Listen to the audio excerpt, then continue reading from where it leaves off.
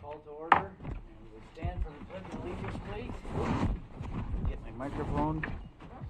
Let's pledge. I pledge allegiance to the flag of the United States of America and to the republic for which it stands, one nation, under God, indivisible, with liberty and justice for all. So welcome everybody, and happy Wednesday, the 16th of February. Looking forward to a best meeting ever, right? February 16th, Valentine's week, and just ask that we all treat each other with respect and dignity. And one thing I like to write down here on my notepad: be quick to hear, slow to speak, and slow to anger. So with that, I will we'll move to number 2, amendment, approval of the agenda. So sharpen your pens and try to keep up. I know I struggle here. So amendments and approvals. Court? Thank you, Mr. Chair. Yeah, I actually have several, and I'm going to recommend in the future on Friday afternoons before JJ sends out to the public that we all jointly have a consensus on working some of this stuff out so that we can save a little time during meetings. That's not a complaint, just we seem to be fairly consistent though on significant numbers. So first, on item 5E, joint transfer of parks, duties, and obligations, Commissioner Liaison Herzog, I'm going to ask you just to give a little update on that, what the goals are, what the objectives, and just a progress report, because I think we have some good things going, okay, and I'd like the public to be aware of that. So we'll move it to a action item discussion. You could even, that would be my preference, or if the board chooses, commissioner comments. Okay. Either way. Yeah. Okay. And then I also have 5H and J, 5H and I, my apologies again, the American Rescue Plan reimbursement, and then a $54,000 funding purchase that I want to bring out before the public and have board discussion. And this might be an action item. It would also go, Mr. Chair, with item 6H, ARP Stakeholder Committee Application Review and Decision. I want to pull that and for this meeting, and I'll explain to the board why I think that should be delayed. Okay. Should you agree with that? I don't agree with pulling that today. I think there's things we need to move forward with. We don't have to approve anything today, but I think this is a discussion and action item, so at a minimum we can discuss it further. And if we approve things, we can. If not, then that's fine as well. So I'd like to leave that on. Thank you, Commissioner Pass. Here's my point. Now he just mentioned that we don't have to make a decision today, so it's therefore just a discussion. I'm not opposed to that at all. We've already spent quite a bit. We actually have until, my goodness, December 31st on 2024 to obligate these funds. I would definitely encourage this board to consider delaying any more decisions other than one I think you're going to submit today. Yeah, I was going to bring that up. Yeah. Good. Until after budget. We've got a lot of work to do. We've got a lot of question marks, and two, the other thing is I don't know exactly where we are with an inventory of what we've already approved. I know we've gone through well over $1 million, and I just want to be real transparent to the public. And I'm going to keep beating the drum of prioritizing water infrastructure and housing. So if you're confirming we're not going to make any decisions today other than the one you're going to submit, then I would be fine with that and not pull it. Well, I'd have to hear, what we're going to vote on. If there was. Well, and that's where we are already. Yeah. We're already going to discuss it. If the board at that time chooses there's something that we should vote on, then right, we vote on it. If not, then we push it out. Okay. And just for the audience sake, we're talking about D. Ragsdale came before us last meeting, Community Center of Gold Beach, Meals on Wheels, and asking for $29,799. And so I called her last week, and she said, we're up against it on this, and this is it's a good organization, and so She said if we could do it before March, that'd be awesome. So that's going to be my request today. That'll come before, that's when I thought we'd talk about it in that. Yeah. So that'll I'm good be, with that. That'll be that one. And then whatever else we want to talk about. Actually, that's it. If we're just going to talk about that, and then I think Okay. that's a good plan. Thank you. Well, and then there was one other thing I was adding in 6N. Calor Lifelight Reach sent a letter. That would be O, though, which would be O? 6. Yeah, because we've got N is Commissioner Boyce just asked to pull from the consent agenda E. And have you discussed that? So I wrote it down Okay. as N. If that's how you Well, want it. if you guys you can keep track of the letters, and just so long as we talk about it, this is not any money. It's just a letter in support of a House bill that's already been passed, Yep. and OHA is dragging their feet on it, moving forward, and it just helps out these small town carriers for ambulance and air service. I'll remind you, Mr. Okay, Chair. all right. So Mr. Chair, is there a reason we just got that this morning? He got it to you late, I assume. he did, and he thought he thought we met every other Wednesday, and there's again another thing, and he said I can wait till the following Wednesday, and I said no, that's we're not going to meet till clear into March. So he said if we could get this through, and So he's looking for a letter of support from the Yeah. board. Very good. And I Just just a want the letter. public to know that we just got this morning, but now you give us a reasonable explanation. well, he got it to me yesterday, and I was a plumber yesterday, so Okay. plumbers, you can't trust them to get it to you on time. That's all I so, have, Mr. okay. Chair. All right. So I look for Chris. You got anything? I don't have anything, no. Okay. Look for a motion to approve. I'll move to approve the agenda as amended, Mr. Chair. Thank you. All right. I'll second. Got a motion and a second to approve the agenda. All in favor say yes. Yes. Yes. Motion carries 3-0.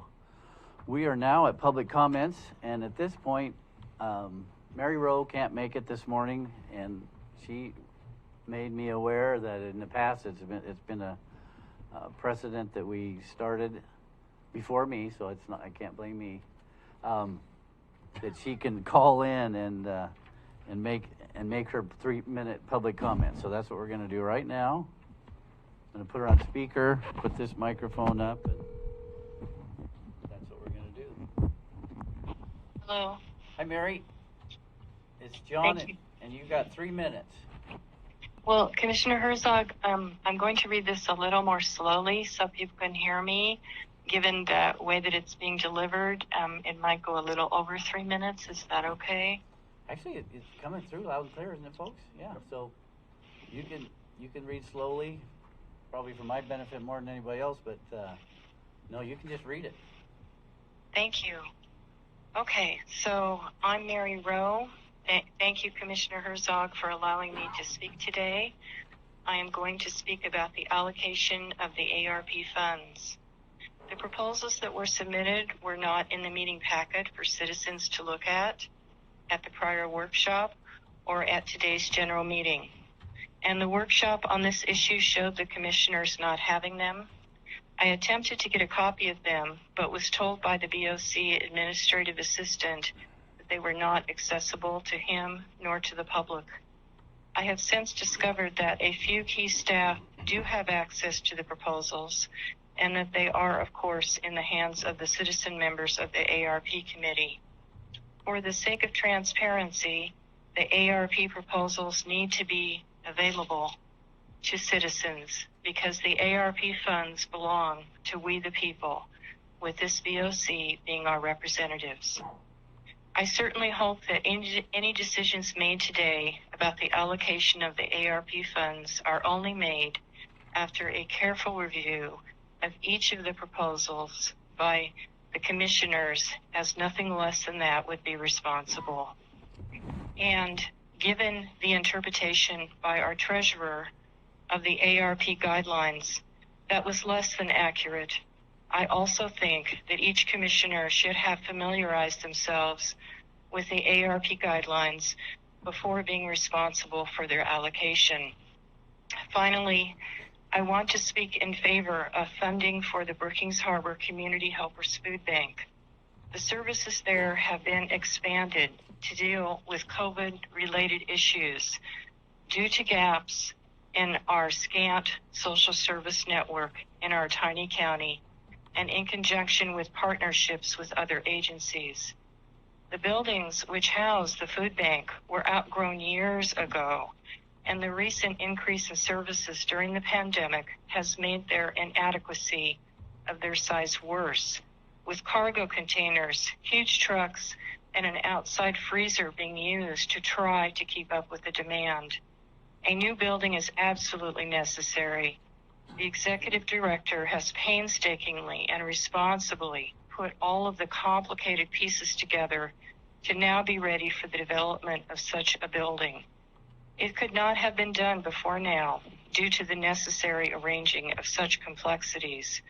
What our treasurer referred to as a rainy day fund is in fact the storage of extra food, which is absolutely necessary when the food trucks cannot come to Curry in order to give people life-saving food. This was needed just recently. Finally, the services provided to those quarantined due to the COVID virus by the Brookings Harbor Food Bank are a matter of life and death, and I received them myself, so I know. Thank you, Chair Herzog. Thank you, Mary. All righty. Next up is Beth Barker Hidalgo.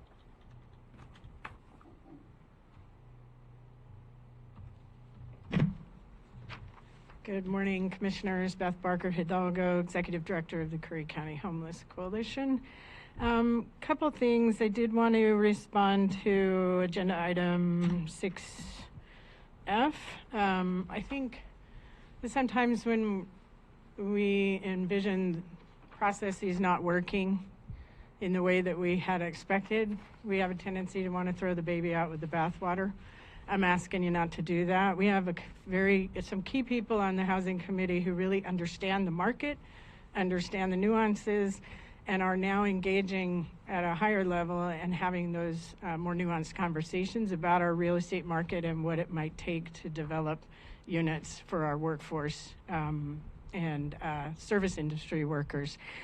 I'd like some consideration along the lines of housing, I'd like some consideration or a better understanding of whether or not TLT can be used to develop housing to support our service industry workers that are the backbone of our tourist industry.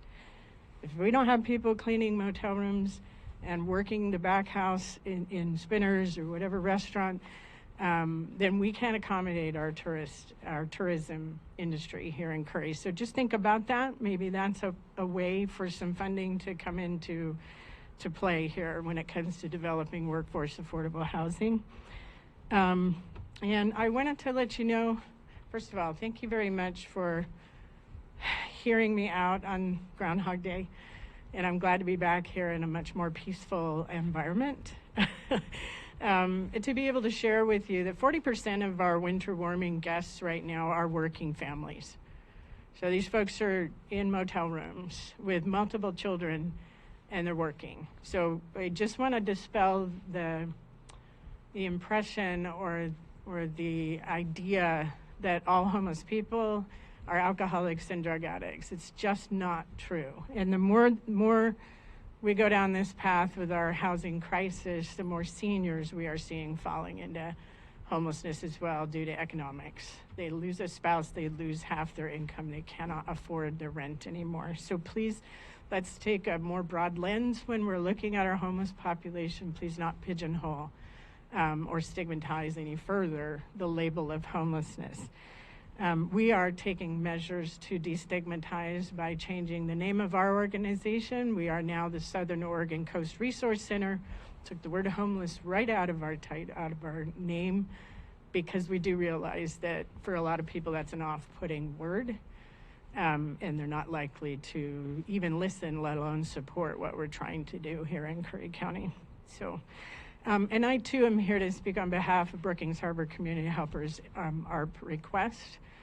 I've worked alongside Pam now for a number of years, and I'm really disheartened by some of the media, the letters to the editor from some of our folks that are key in our housing committee. I don't know what that backstory is, but it needs to stop. Pam works very hard, and she's doing everything that she can to serve our community. Thank you. Thank One you. minute, Beth, may I? Go ahead.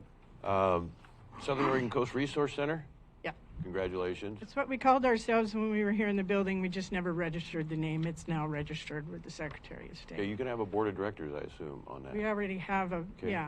the same board of directors. We just onboarded a finance director. We are expanding and growing up as an organization. We hope to be able to, we serve our housed population as well. So that's why we want to take that word out of there, because we don't just serve homeless people in Curry. I'm aware. Good, thank you. That's all, Mr. Chair. All right, George Rhodes, former Commissioner George Rhodes. Thank you, Commissioners, for allowing me to come before you today. As a member of the ARP committee, I would like to encourage the board to really take a close look at these applications. There are some very worthy causes. The board, your committee, did a really good job of looking at these applications and forwarding them through to you. However, there's still a lot of work to be done with those applications. It's not should not be looked at as a rubber stamp, the approval of your committee. So I want to encourage you to look at each one of those applications. And then I also would like to encourage the board to consider some type of accountability for these funds.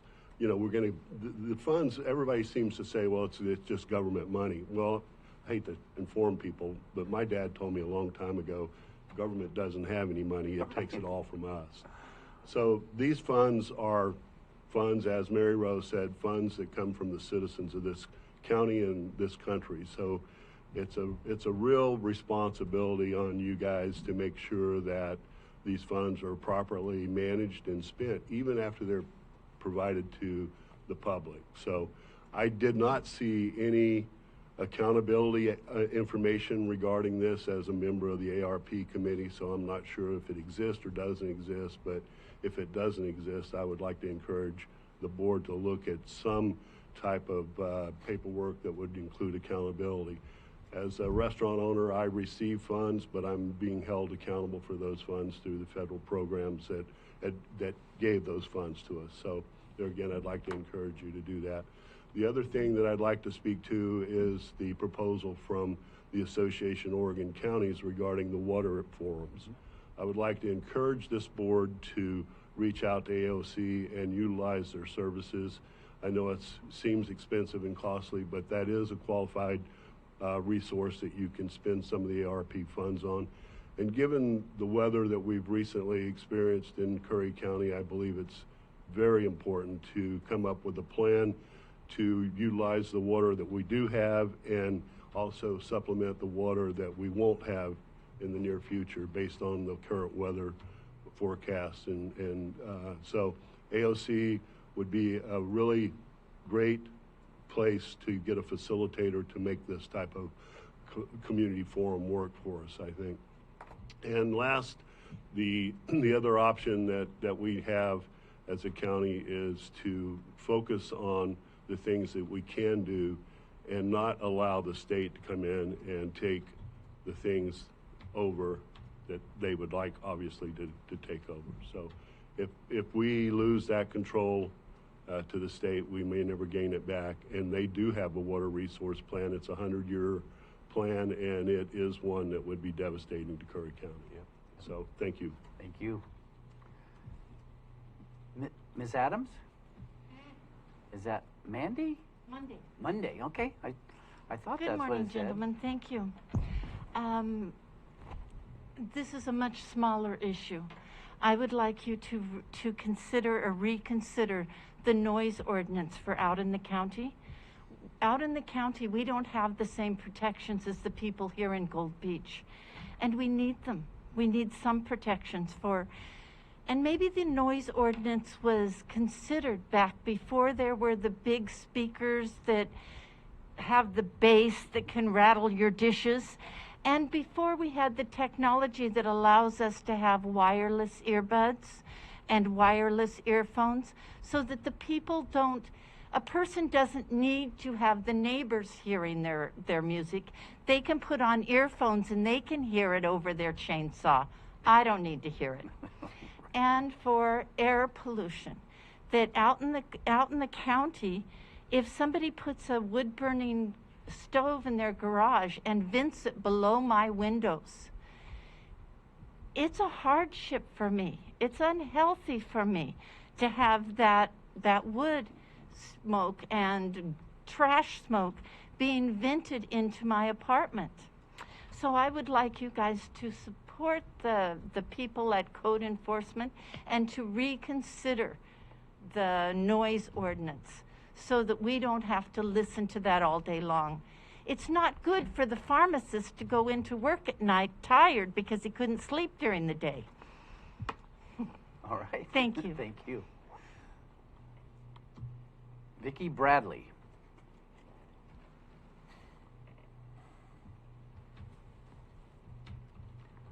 Hi, good morning, Commissioners. Thanks for having me. Morning.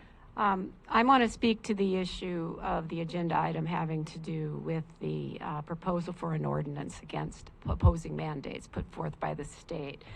It wasn't surprising to see it on the agenda. That caught my eye. I probably wouldn't have paid any attention to it, but when I read the background on it, what really caught my attention was that the citation used a single study from a very prestigious organization to support it. And so I was very curious to read that, because that would be groundbreaking revelations if Johns Hopkins did indeed endorse the fact that lockdowns don't work. The article was written by economists, not by scientists, and it reviewed the information through the lens of an economist. Lockdowns cause economic stress. Yeah, that causes pain. But they didn't view it through the lens of public safety. Second, the article didn't reveal any new evidence at all. The literature review, not a study. It wasn't a scientific study. There were no groups or trials.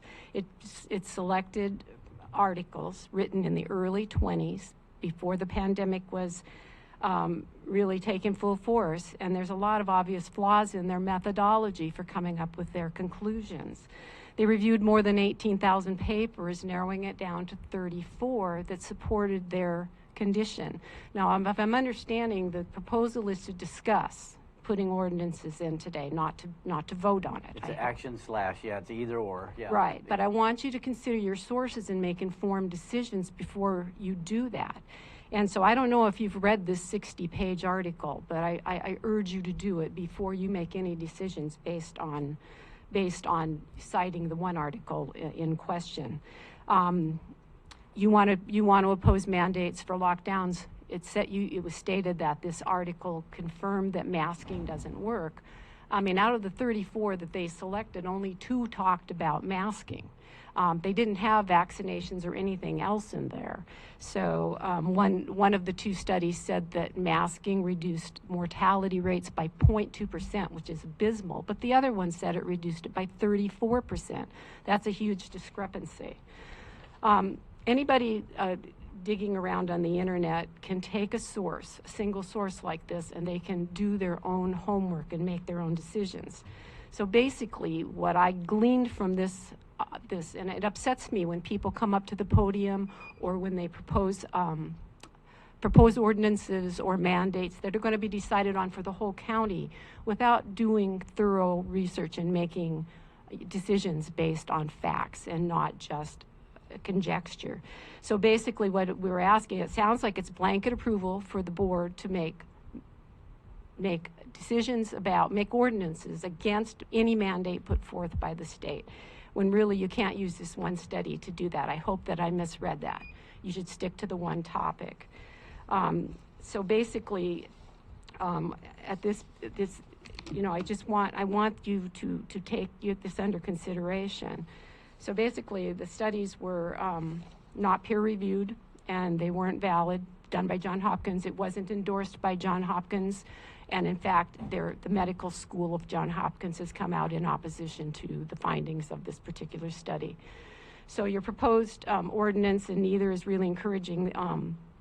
There's only 2 possibilities. One, that if the commission is apparently unable to critically review information on any subject before they make a decision, then you can't make decisions based on anything that comes out of fact. The second possibility for you making decisions on any mandates that the state is going to propose is more troubling, is that the possibility that you have a pre-existing idea, notion of how you want to address these federal mandates. And after watching these commissioner meetings for a year, we all pretty much know your stance on mandates for masking and COVID.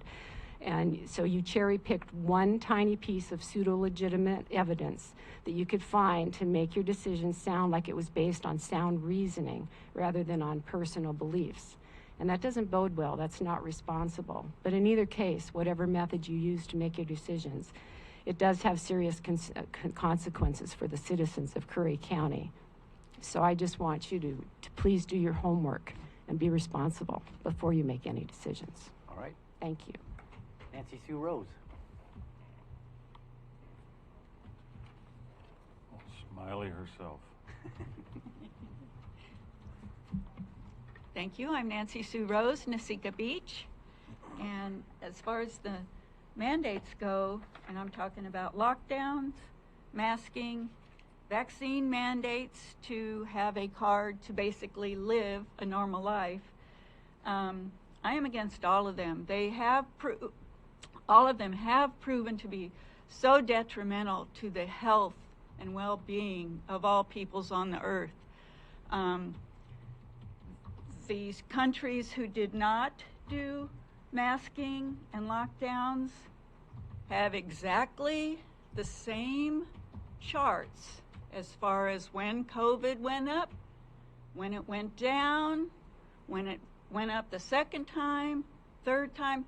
They have exactly the same. It didn't make any difference in the countries that did all the mandates and the countries that did none of the mandates. And it's really frightening to me that people want to have vaccine mandates, to have a card that we have to use to get into businesses, to get into venues and events. And basically that means we would not be a free country. So I really do think that the Board of Commissioners are right to reserve the right to local control, to oppose things that are detrimental to all the citizens of our county. People can choose to mask, people can choose to stay home, people can choose to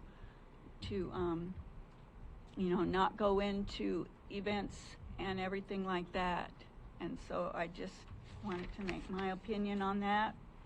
And I have done massive, over the last 2.5 years, before COVID started, I had been doing research on this kind of stuff. So it's not anything new for me. I mean, 30 years ago, I did research on vaccines and especially polio and things like that, and found out the truth about these long before this pandemic came around, because they did change the definition of pandemic in 2019. They changed the definition of vaccines so that they could plan this whole thing out. And they had a conference that mimicked what actually happened in 2019, October of 2019. So that's why some people call it a plandemic. Not that COVID isn't real, but that it is being used to control us, which the government has always wanted to do. And then the other thing is, as far as the ARP, I really do think that the food banks and the Meals on Wheels are a very good thing to use the ARP for. So thank you very much. Brett Cecil. Mr. Can I just have, Mr. Chair, a quick comment? That is my agenda item. I've been here almost every single day for 2 years and 2 months on this issue. And so to say that I base it just on one study or recommend it or accept that notion just is not accurate. The damage that's been done, way beyond economics, to our youth, we may not be able to measure for years and years. You see what's going on in Canada right now. It is no small thing what's happening to the greatest ally we have, the longest border between two countries anywhere in the world. So I'm asking this board, we'll give a little report when the time comes, but yes, I'm asking this board to understand that we have the option on any individual base to speak out, represent the people that are in this room and outside this room and in our county to the very best of our ability. Thank you for that time, Mr. Chair. You bet. Brett Cecil, sorry.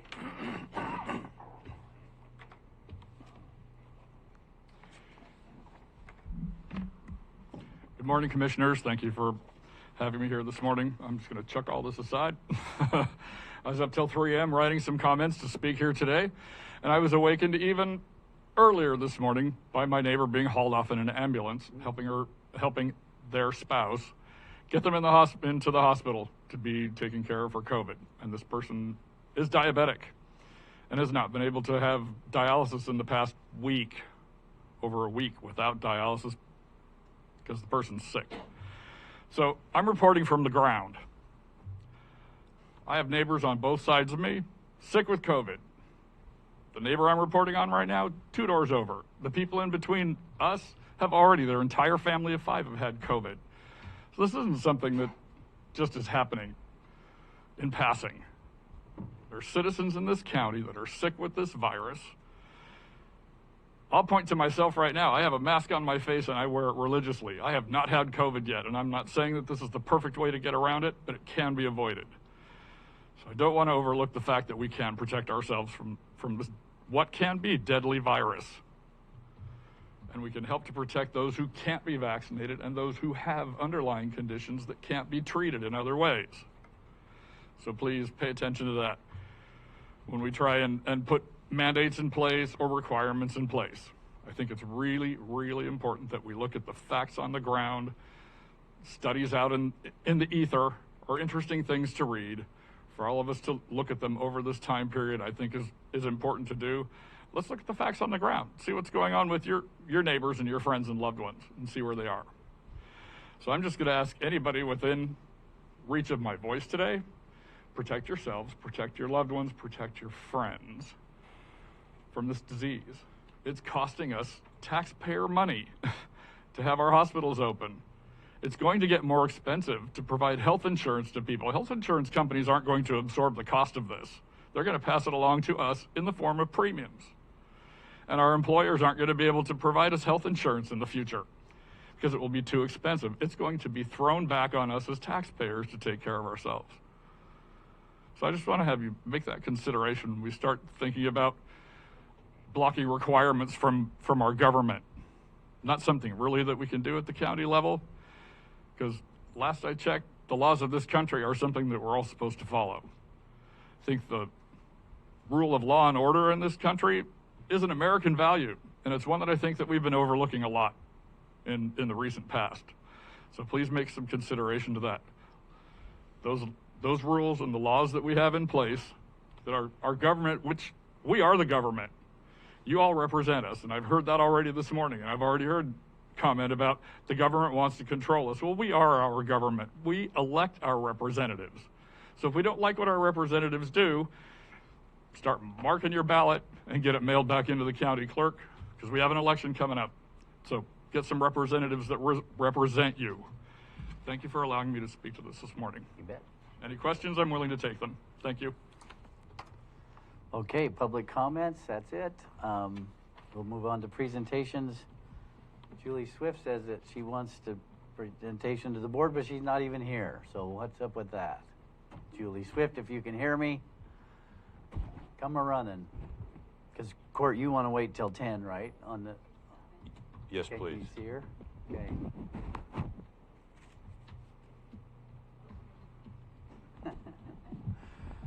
Well, we could approve the consent agenda Didn't we already? as amended. I'll move to approve the consent agenda. We're pulling E from it, Okay, but as amended. okay. But we also pulled H and I, correct? We moved them to, we just moved them, right? To, Okay. Right. yeah. So we're in agreement here. Yes, with it, as amended, I think would work. Okay, I'll second that motion, Mr. Okay. Chair. It's been moved and seconded to approve the consent agenda. All in favor say yes. Yes. Yes. Motion carries 3-0. It's very amazing that we're ahead of schedule. That never happens. though. Especially with 6 public comments. Right, so So we're looking for Luke Martinez, Mr. Chair. Well, we could go to discussion action items, travel Southern Oregon Coast Grant Ladies, Award. Excuse me. Go ahead. Ladies, if you would, please. Go ahead. I didn't hear anything, so I apologize. I could hear. Yeah, we could. There's Luke. Morning, Luke. And look There's who's Julie. You'll be shortly. So be heads up. You can come in if you want. And there's no way my hearing's better than yours, or anybody on this bench. Sorry, I wasn't paying Welcome. attention. That's okay, Julie. Julie Swift, Payroll and HR. I'm presenting 4 new hires for the Sheriff's Office. As per our personnel rules, the Sheriff can use the personnel action form to do the hires and changes in his office. So the 4 people that you have before you are, there are 3 corrections deputies and 1 communications deputy, and they've all been hired and are working and doing a wonderful job. Okay. All righty. Thank you for that, Julie. That was easy enough. Thank you.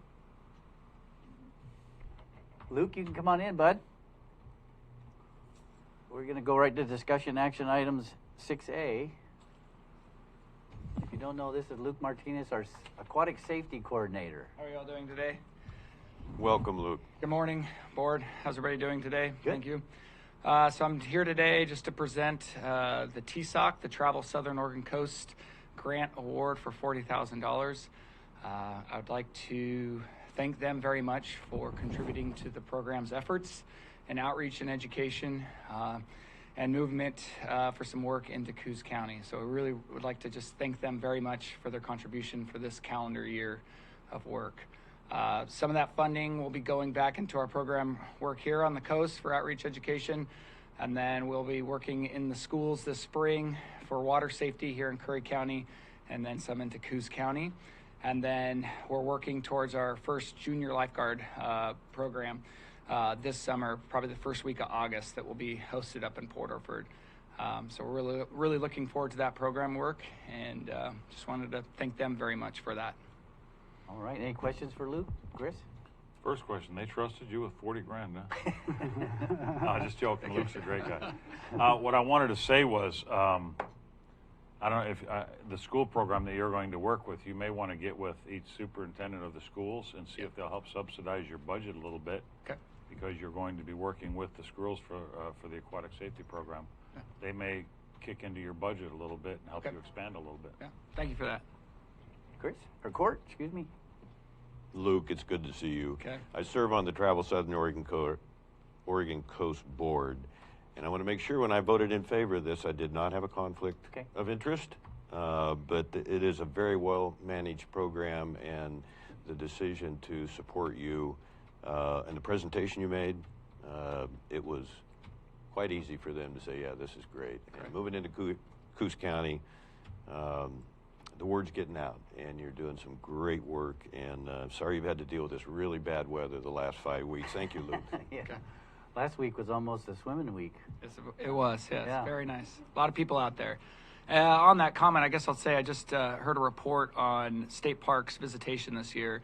So it was a record year, as you know, for state parks visitations, and the 2 most visited parks for day use in the state were Yaquina Head, and I'll let you take a guess on the other one. Harris Beach. Yeah, Harris Beach. Both of them had over 5 million day use visitors for the 2020 year. Yeah, pretty incredible year. So I know that we're seeing that visitation not just at Harris, but the entire county and the entire Southern Oregon coast. So, Well, for the public this year, Luke is sometimes a first touch. You know, he sees a lot of people from one, south end to the north end. Just a fantastic representative of Curry County, and he not only is an aquatic safety guy, but he can do everything in the water that you'd ever want to have done. He's trained with folks in the Northern California, out in the ocean. He can swim like a fish. Believe me, I've swam with him, so I know. Just a fantastic representation of Curry County, and I just love you, bud. okay. Thanks, Chair. Thank You you. bet. Thank you, guys. And the board he has in the back of his pickup is not so he can serve on And county rescue, time, by yeah. the way. That is a grant-funded rescue board, and that comes from the Curry Health Foundation. So Very thank you good. very much for their contribution. Very good. So are we okay on the action item then? You Yes, guys sir. approve it? Okay. So just need a, We don't need a vote. no, It's just need a- no vote, Anthony?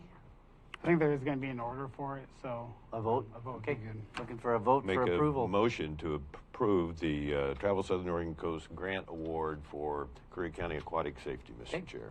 I'll second. Good. We have a motion and a second. All in favor, say yes. Yes. Boyce, yes. Moist, motion carries 3-0. Thanks, Luke. Thanks, you guys. Have a great day. Thank you. Thank you again.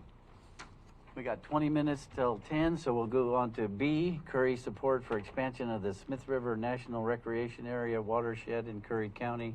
Commissioner Boyce. Well, thank you, Mr. Chair. We've been working on this quite a bit over the years. This is, I should say, the last 2 or 3 years. No private timber in this area. The act encourages public access, either by horseback, some motorized, not a lot. But it's the headwaters to the famous Smith River that Jedediah Smith discovered 20 years after the Lewis and Clark expedition. It is part of the Wild Rivers Coast, pristine rivers. And so I'm just proud to recommend this to the board, working very closely with Senator Merkley, in particular, in his staff. And sometimes it helps to support the legislation that our national and state leaders want us to support. Because when we need favors, I have to say, our 2 U.S. senators and our state senator and House of Representatives, David Brock-Smith, they're always there when we need them. So I proudly support this. I just want to get it on county stationery and ask the board to approve. Thank you. Okay. Any question? Commissioner, I'm just wondering, in your conversations with Senator Merkley, you said you've worked with them. Is there any, do you feel like there could be some room to expand this in any way? I'm just wondering, this deals specifically with mining, is what this one is for, correct? I just... No, it has nothing to do with mining, actually. Well, that's the, I'm sorry, that's what I thought I read on here. No, that's the Salmon Protection Act. Wrong one. I'm sorry. Okay, you are correct. I don't want to portray that it's barren land, but it is very important watershed. It's not heavy timber. Of course, the first thing I verified, board, was that there wasn't private property there that would eventually take it out of logging. So it's not a wilderness area, but it is an expansion to protect this watershed for the Smith River. And so which originates in Curry County, by the way. So what I am reading on here is it says right on the order, second paragraph, column, the wilderness and Smith River Headwaters National Treasure. And then farther down it says, I am pleased to know that this legislation provides a permanent ban on new mining claims. So it does have to do with mining. Excuse me. There has been no history of mining in there, so do you want to make that an exception for our recommendation? I'm glad to see that. What I wonder is, I'm just, again, you said you've had conversations with their offices. Is there any, do you feel there could be further action on this on this order? Well, I think only if they did want to transcend that into a wilderness area. I don't anticipate that. I have no idea for sure, but I would doubt that Delaware County supervisors would support an additional wilderness there. You know, it basically comes under the heading of watershed protection, and so that's what has interested me, and that's the primary reason that I'm supporting this. Okay, and I would support it as well. When I read the mining part of it, it just gave me reason for pause and concern. So I just like to see that is carried through as well. So I would support it. Okay. Just so you know, that's been hardly at all part of our discussions and conversations. Thank you, Mr. Chair. You bet. Well, and I read it as irrevocable risks associated, so they don't ever want strip mining or any kind of mining. So I look for a motion to approve that letter of support. Move, Mr. Commissioner, that the Board of Commissioners support the expansion of the Smith River National Recreation I'll second area. that. Got a motion and a second. All in favor, any discussion? Hearing none, all in favor say yes. Yes. Yes. Motion carries 3-0. Rich Christensen, Roadmaster Signature Authority for $347,837.50. Contract with Albina Asphalt for 2022 chip seal projects in Curry County and United States Forest Service, Bear Camp Road. Rich Christensen, Roadmaster. Good morning, Board. Hi, Rich. Yes, I'm looking for board approval for Roadmaster Signature Authority for $347,000 of chip oil. Most of this chip oil is going to be used for U.S. Forest Service Bear Camp Road, and we are over budget, as we had planned on this project being $38,000 a mile, but it's really coming in at $43,000 to $45,000 per mile. In the past 2 years, we did our projects at $31,000 and $35,000 a mile. So we had bid this one at 38. It's actually coming 42, 45. But I've been working close with U.S. Forest Service on this. They reviewed this contract, they support it, and they'll reimburse us 100% of this cost, their portion of this cost. This the price of oil is, and petrol is gone out of sight, right? Yeah, well, what we have here is, you know, the last 2 years we bought our oil at $430 per ton. This year it's $585 per ton for just the oil. Yeah. I know. Sad, but.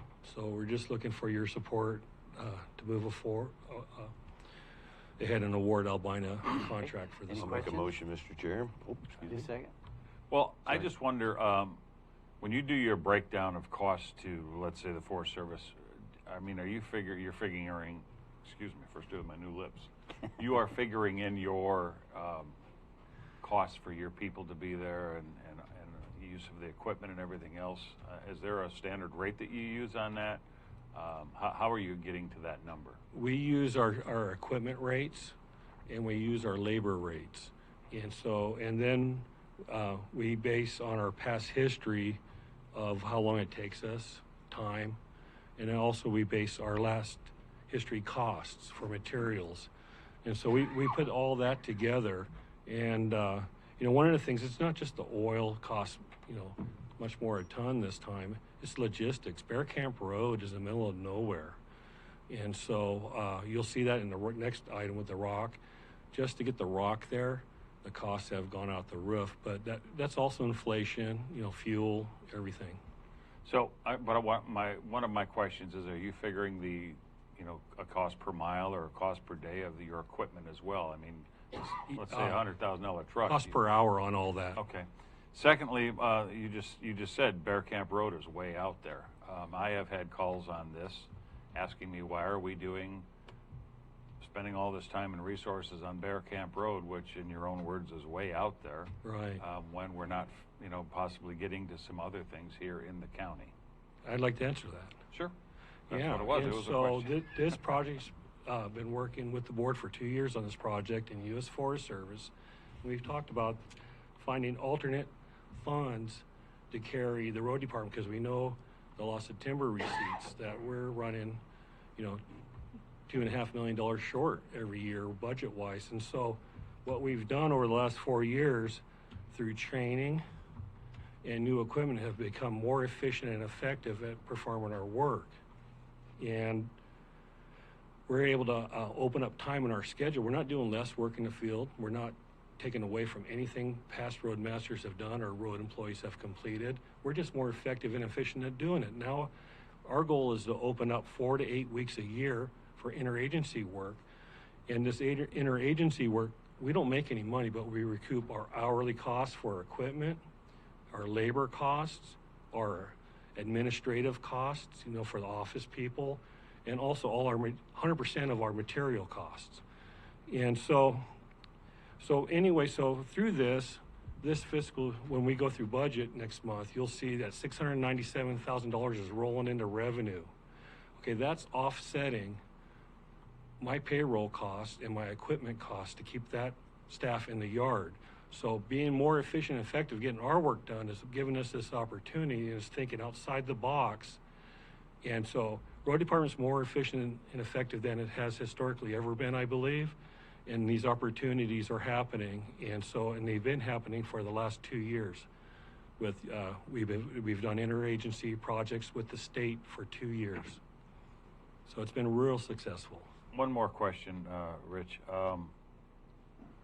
Does the Forest Service or other agencies, let's say you find an unknown or unseen problem while you're doing this. Let's say you see a potential washout of a road that you need to put a culvert in or something to better the road so you won't have a future problem. Do their budgets or does your budget to them cover any of that? Is there any unforeseen thing or breakdown of equipment, those kind of things? Because we were taking it up to Bear Camp Road, a machine came off a truck or something happened while they're out there. You had a tree fall and smash one of your vehicles. Is that all figured into that budget as well, or do you have room in that budget to cover those kind of things? Unforeseen Yeah, things. and so that's a really good question. And so what we've done last year, we drove all that project with U.S. Forest Service, our staff, and we walked it. We planned everything out and reviewed everything. And so there are some areas that there are washouts, and those are being bypassed.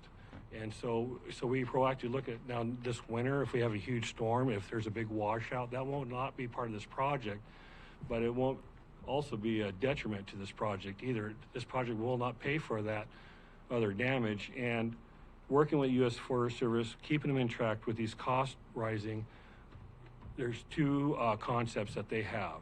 One is that they're going to find additional money to pay for these cost overruns, or instead of doing 17 miles, maybe we do 15 miles. And so those are our two ways. And so I feel pretty rock solid about this. My team feels really rock solid about it. And I think it's the future of the road department to do interagency work for 4 to 8 weeks and not do less county work. I'm 100% in support of that, Rich, and you know that. I mean, you and Thank you. I've talked a lot about this over the years. So my whole concern is that, until it actually happens, we don't know. And I just wanted to make sure that there was a possibility of language in those contracts to make sure that if you have unforeseen incidents that happen, that the county is covered from loss on that. That's all. Yeah, and I explained this last year too. This is a huge leap of faith, and this is something county's never done. But I'm totally confident in my team. My team supports this. It's a team effort, and I feel 100% we're going to be successful. Okay. Great. Court? Thank you, Mr. Chair. Your two predecessors, notwithstanding, had a great reputation of the interagency mix and working together, and you certainly have not let us down on that. No undue flattery here, but that is really part of what Curry County's done since you come on board, and really improving and increasing that. When it comes to the Bear Camp Road, people remember the Huskanodden slide. If we'd have lost the Rogue River Bridge, that would be our lifeline outside of Curry County.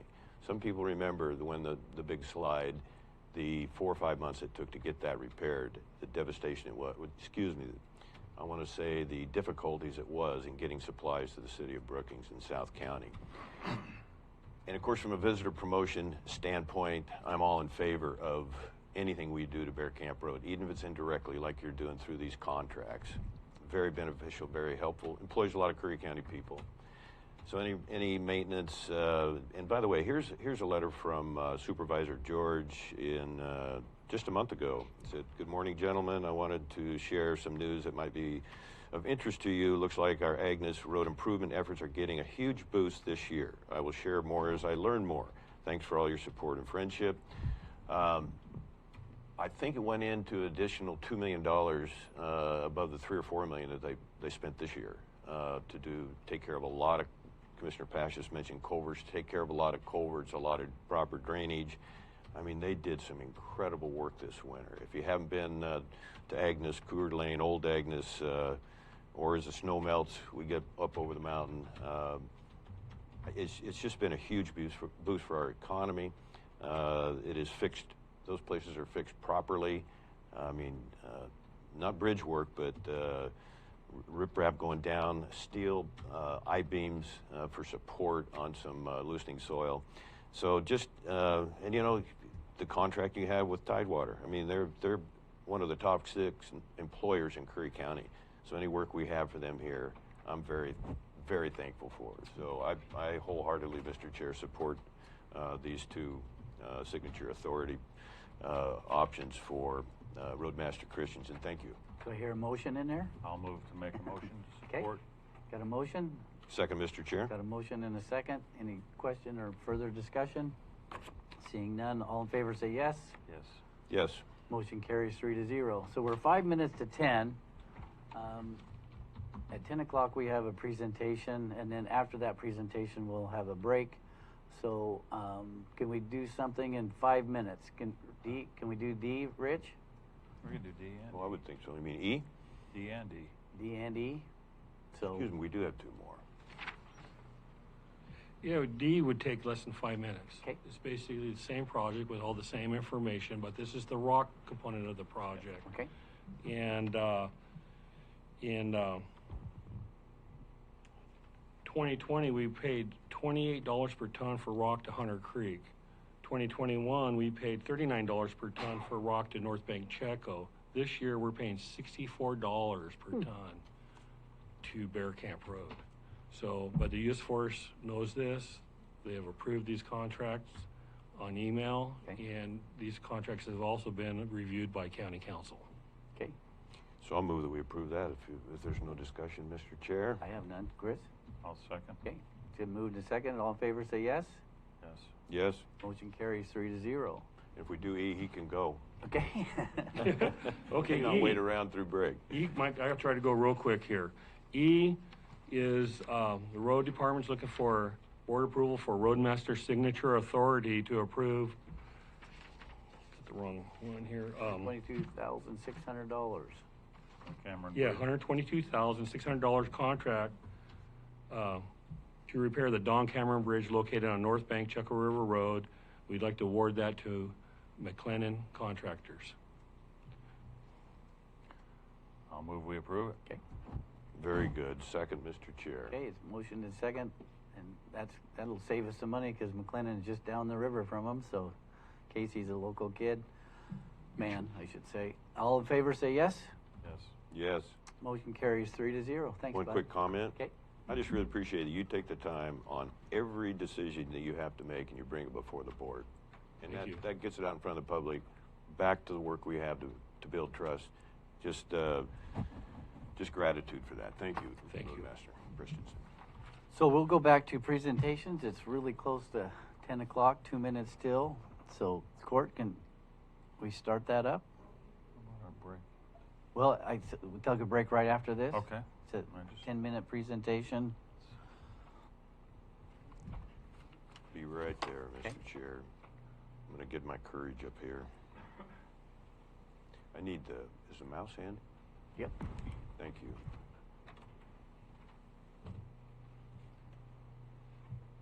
Sorry, we only have one TV today, but we had a little bit of technical difficulty. Which one do I click on, JJ, for the Allen Boys? That one that says Alan Boyce One right says above. Alan Boyce. Whoop, Yeah. right there. that'd be my guess. There you go. Thank you for that help. I definitely deserve that. So, I have in my family, I have 31 first cousins, and I have a lot of favorites. And yes, his last name is Boyce. Would you ask them?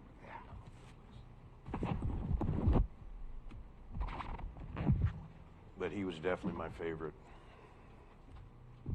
Tremendous human being. He was loved by my family, by his family, by this county, and certainly loved by the good Lord. Served in Vietnam, and Mr. Chair, I'm going to read the letter that I asked his family to submit to the board. Proudly read it. He was only less than 2 years older than me. So many incredible memories.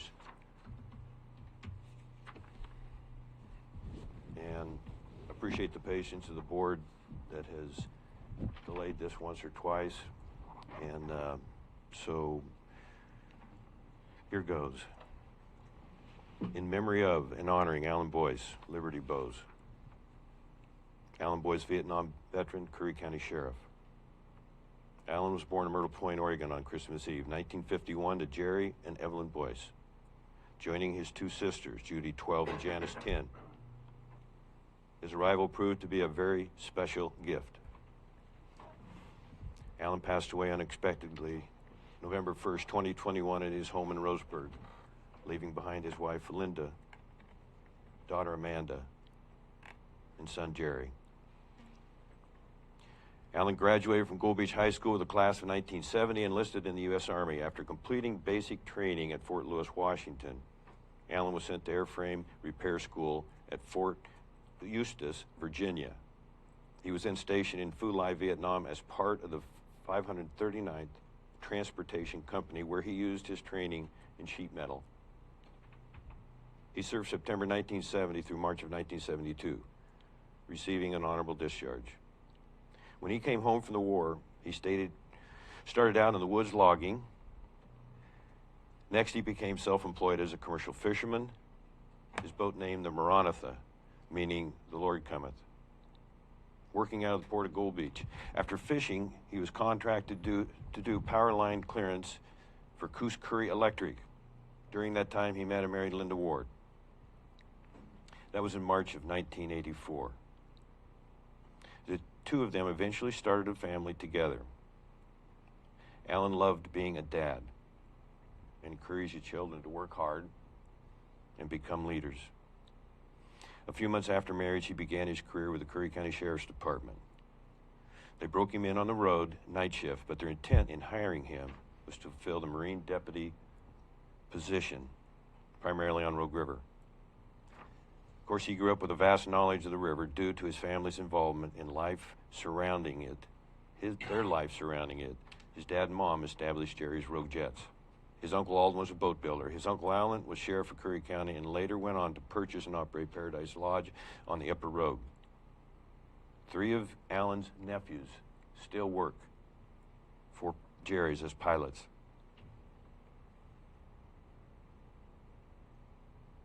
Alan enjoyed his time on the river patrol and found plenty of excitement there. As a law enforcement officer, he was involved in many rescues. One single date included 2 separate commercial fishing vessel incidents, just 2 hours apart, as they attempted to cross into the entrance of the Rogue River. One capsized in the ocean just outside the jetty and one in the mouth. Alan was piloting a small river jet boat with 8 to 12-foot breakers all across the bar. The lives of both captains were saved, earning him the Medal of Valor. He did something with a jet boat there that you should not be able to do. It's amazing that he survived that. Not only did he survive it, but helped save 2 people. In 1988, he moved on to be an investigator. In 1992, detective. In 1999, lieutenant, while also directing the parole and probation department. In 2004, he became a captain. In 2007, Alan was appointed sheriff of Curry County. In 2008, he accepted the position of director with the Department of Corrections, Douglas County, state of Oregon. Relocating his family was a big move, considering his 4th-generation lineage of Curry County. Among other accomplishments there, he was recognized by the state of Oregon for saving the life of a man through CPR at the Douglas County Courthouse. Alan retired from law enforcement in 2015. Alan always had a great appreciation for the outdoors. As a young man, he loved the thrill of racing motorcycles and hydroplanes. Tremendous memories. But in his later years, Alan and Linda found more time for the simpler joys of life. They loved camping with family and friends, rejuvenating trips to the Oregon coast, fishing for salmon and steelhead, exploring the wilderness, and picking wild berries. However, one of his greatest passions was traditional archery. Growing up in Curry County, fishing and hunting were a way of life. He received a bow, arrows, and a bullseye target on his 8th birthday, and the rest is history. When he bought his first hunting bow, he felt it needed modifications. After some adjustments, he decided to start from scratch to craft one more to his liking. He refined and eventually mastered the art of bow building, turning it into a successful business called Liberty Bows. The scripture Allen associated with his business, where the Spirit of the Lord is, there is liberty. Genesis 27:3. Allen was very generous and many times gifted his bows to others to help inspire them to further experience the freedom of traditional archery. One of his fondest pleasures in his life included a huge network of like-minded, loyal friends within the archery community. This camaraderie brought such fulfillment to Allen, Linda, and their children's lives. Both archers, Amanda and Jerry, are carrying on that tradition. A quote from Allen's son, Jerry: "It's hard to put into words who my dad was. He was selfless, brave, and honorable. He was fiercely loyal and a man of tremendous faith. He gave all glory to God and had no fear of death." His plaque at the Roseburg National Cemetery reads, "Meet me in heaven. Those who knew Allen know that this is his heart's desire." Allen is greatly missed. A celebration of life will be held at a later date. We'll post the information on multiple outlets in hopes to inform everyone who would like to attend. Thank you, Board. Welcome. I would just like to say the first person I met in Curry County when I came in 2006 was Alan Boyce. Huh. He offered me, my wife and I just came looking at properties, and I met him down here at the coffee shop at the port, and he was driving through, and he had his window down and said, "Hey, how you doing?" And him and I started a conversation, and from that, we became very, very good friends. And what a wonderful man he was. Gosh, I can remember him coming out to our foundation on the ranch, always, his eyes always on the Lord. With my little lot down here at the end of town, he'd come in and ask me to park his trailer down there because he wanted to go fishing for a couple of days, him and his wife and kids. And gosh, what a wonderful man he was. And he'd come to it when I was still at the 6th Street Baptist Church. He'd always come in and always have a big smile on his face. And the memories I have of him are all wonderful. Nothing I could say higher about this man. Well, good tribute, good presentation. With that, though, we will take a break. Thank you very much, Board. We'll take a 15-minute break. That's what's required, right? So 8 and 15 is what, 23? So 10:25. Let's be back here at 10:25. We'll make it simple. A hard way to make it simple.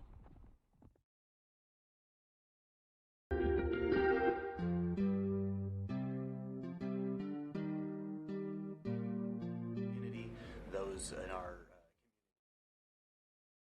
You're on. We're on. Welcome back.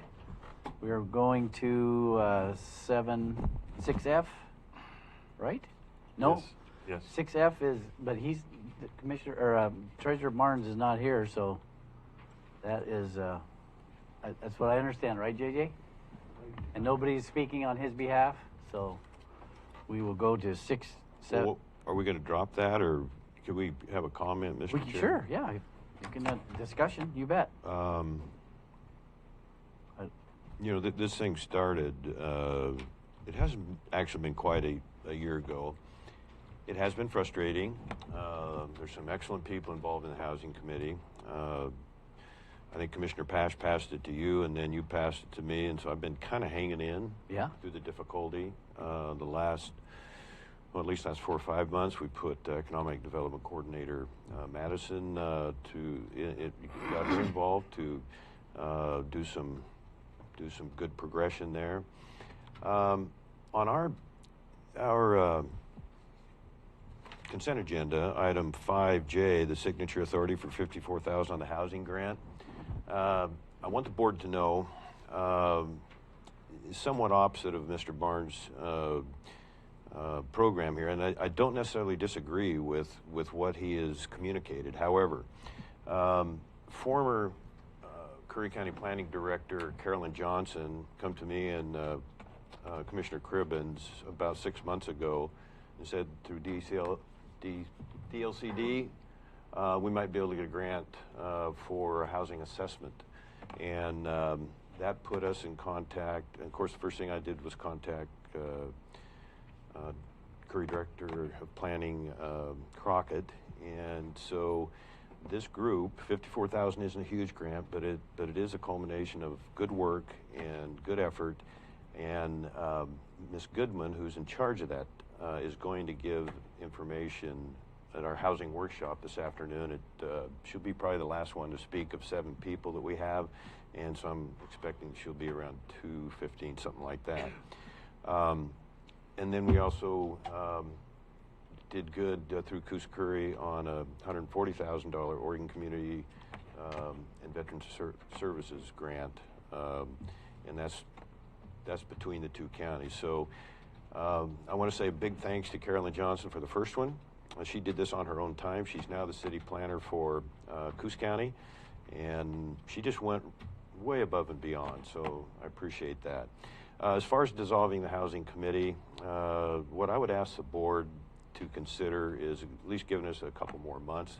Listen to the presentation today. We have a gentleman that is going to be zooming in all the way from Union County on a veterans housing project.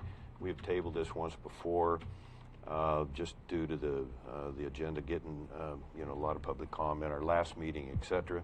So we have done some good work. We have done some effective work. It is, you go back to the 2018 study, you go back to the 2014 study on housing, and it is frustrating that we have difficulty getting developers to the limited amount of buildable land that we have. And then you throw in land use regulations and all the roadblocks, a very overtaxed planning department that still continues to rise above and get tremendous work done. But I'm very optimistic about the future. Thank you, Mr. Chair, for allowing that time. You bet. And personally, my view on this, if you are the liaison to that committee, that I'm going to go with your recommendation. I have not heard anything from any of the committee members personally, so I don't know what David was going to speak to that, but I wouldn't do anything, unless you were in favor of disbanding it. So, Chris, you got any comment or question? No, right now I don't. Okay. So that was discussion for that item. I would just encourage the people to tune in today. It is going to be an hour-long workshop. The 7 speakers we have are highly qualified, and I think one or two will be here live, and it's going to move Curry County forward. As fast a pace as we and the citizens and the people that need housing, as fast as we would like, no. But we're doing everything we can. Yeah. Thank you again, Mr. You Chair. bet. So 6G is rescind 30-day warning for doubling planning fees. Becky Crockett, Planning Director. Hey, Becky. Good morning, Commissioners. It's always a pleasure to be here. I think the agenda item is pretty straightforward. The Planning Department is requesting that you rescind an action that you took, I believe, in December to waive a 30-day requirement as far as planning fees. Downstairs, we work closely with code enforcement. This was an action that was brought to you without any discussion by staff downstairs, and I think there may have been a little bit of a lack of understanding on how we assess fees in situations where people are not compliant. I think it was December, also enacted a fee waiver for 3 people based on their request. Only one of those 3 people have actually come into the planning department to submit their fees. The other 2 are continuing to play this aversion game, which is very typical with people that don't want to comply. So the feeling downstairs on the part of staff is that if you waive the planning fees, it just gives people more fodder to play the system. Our code enforcement officer does give flexibility when he actually gets ready to issue a citation for people that are hesitant to come in and get their permits. But again, he plays games with a lot of these people that don't want to comply. By the time they come in, if they have another 30 days and don't have to pay planning fees in that 30 days, they're not going to come in, and then they're going to come in and ask for a fee waiver if it's 31 days past, which is the kind of game that gets played here. So I'm just requesting that you rescind that prior action and allow us to assess double fees in the planning department when somebody does finally come in and get their planning permit and their building permit, and keeping in mind they're coming in late because they avoided coming in when they were supposed to. Questions, comments? Could you talk again about the doubling of fees? We've been following that pretty close, and I think you and your people have a good handle on, that has always been a last resort, doubling the fees, but it's in the interest of getting these people to move and being greatly fair to everyone else that's paying taxes and following the process. It would be helpful to have you just talk a little bit more about that. Right. Okay, so early on, probably a couple years ago, there was an amnesty program put in place by Commissioner Pash, I think was the advocate of that program, which started out to be pretty successful, and then people just said, well, I don't want to get fees. It doesn't matter if I don't have to pay for them. I'm just not going to come in. So we had some people that took advantage of that program, but not very many. The reality is we have, in any given day, we will find an illegal house that's built in Curry County without permits. That's just the way it is. So to waive a fee after you've given the opportunity for amnesty, and that program was publicized fairly wide and far, is just kind of like, are we getting serious or are we not getting serious? So after the amnesty program, we did put in place a provision whereby if you don't come in and get your planning permits and your building permits prior to actually building a structure, then we are going to assess you double fees. That was kind of the other end of the amnesty program. I like it. Yeah, the amnesty program did start out to be a good thing, but I agree with Ms. Crockett that people just decided, hey, I'm not going to pay fees for anything I want to do. So I understand the reasoning for your asking for this is you're actually losing a leverage point from you to have the additional time. So I fully agree with you. Okay, so I'll entertain a motion. I'll make that one motion. more comment. Okay, one more comment? Well, we can do it during discussion item 2 if you want. So I got a motion. I'll second the motion. Got a motion and a second It's discussion. Yep. Go ahead. So just the public that knows if you don't have permits, we need you to come in. Get the word out, tell your neighbors. I'm not asking anybody to snitch on anyone, for goodness sakes, but in the issue of fairness and the public safety, the health issues, making it easy for our people who are overtaxed to do their jobs, please come in. Get this done. That's all I have, Mr. Chair. I'd like to make a further comment All right. to that. I'm not saying not to snitch on someone because you are actually protecting a future buyer. Yeah.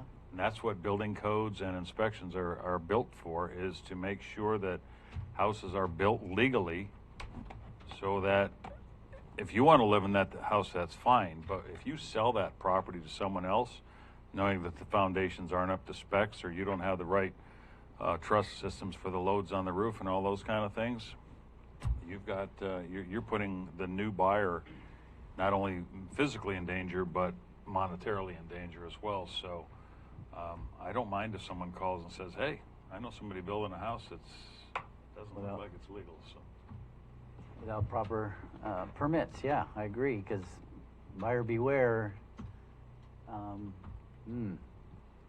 Well, it usually comes back to haunt people when they go to get financing. Yeah. If they want to do improvements on their home, if they want to sell the home, it's the financial institutions that are checking off, do you have all the permits?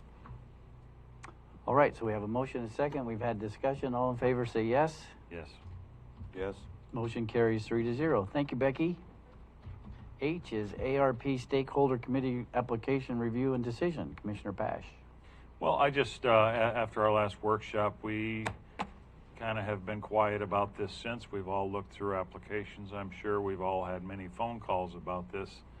Ron Hedenskog, the committee chair, sent us a letter regarding their committee's findings. And I just think it's time that we start to look at some of the things that we can do. For me, ARP is who could be most affected in the county as far as on a broad sense. I personally would like to see ARP money designated to a broader, the public at large instead of an individual, and that's my personal thoughts. But you know, as you are bringing up the community center, you know, these are people that need funding to reach a percentage of the public, a group of the public that is in need right now. We've also got some other organizations down in the Brookings Harbor area that have these same issues, that they are finding huge monetary constraints, a lot of it due to COVID. So these are the kind of things that I think we could move forward with now. But I also want to put into the back of your minds for the future, Ms. Crockett and I, along with some other people in this county, are working very strongly on some housing. Not only living wage jobs housing, but we have identified some properties in the county that are shovel ready to build on, and we are looking to put, you know, living wage housing, veterans housing. You know, we're even looking to put some senior housing or low income housing into that as well, and do a mix of all of it, because these are all areas that we need to address as a board. The broader we can make that, I think it is, the better. So, you know, in order to do the housing thing, it's going to be expensive. You know, Ms. Crockett would like to step up and talk a little bit about that as well. I would welcome that, but we have had several meetings about this with Ms. Crockett, with our building inspector, with some other groups of people in the county. And if you'd like to step up, Becky, that would be great, just to kind of give a broad sense of what our meetings have been and where we're going with that. Sure. A lot of interesting discussions took place through the Housing Committee and in other forums. But the frustration here in Curry County is we've never been able to get any of these entities to come into the county to actually build anything. They're eager to do more studies. They're eager to, you know, help us facilitate committee meetings. So internally, there are several of us that just kind of have been frustrated with the fact that no housing is actually being built or facilitated in Curry County. So the roadmaster, the building official, and myself, working with the commissioners, have initiated some projects, and a couple of them look very positive. As Commissioner Pash mentioned, there's the possibility for workforce housing just north of town. There's a site that's ready to be built on. There's water available, sewer available. The permits would take less than 30 days. The project is being designed currently by our building official who has that expertise. Infrastructure will be put in by the roadmaster, and we're pretty much proceeding down the road with that project, although we do need some funding. We look at different scenarios for what to build based on potential funding availability, but we are moving down the road with that project. Another project is the parcel that's across from Pacific High School. We're looking at a veterans RV park jointly with an emergency management layout for emergency trailers in the event of fire or flooding or tsunami, for a FEMA layout, and in conjunction with an RV park. We're actually today starting on a grant application for that project, in addition to hopefully receiving funds from taking some of the trees off the property legally, because right now those trees are being stolen by the neighbors. So we've been having conversations with the Coos County Forestry Program to see if they can help us actually move some of the trees off that property so we can proceed forward with developing that housing project. There's another project in the city of Brookings. We're looking in conjunction with the Tallawah-Dene Nation, as well as a private entity who is developing a multifamily project right next door to a piece of property that it looks like we have the availability to do something on. And they've hired an engineer. That engineer has reached out to me to talk about a joint collaborative project between the two parcels and the two multifamily projects that might be moving forward. So there's a lot of exciting things happening.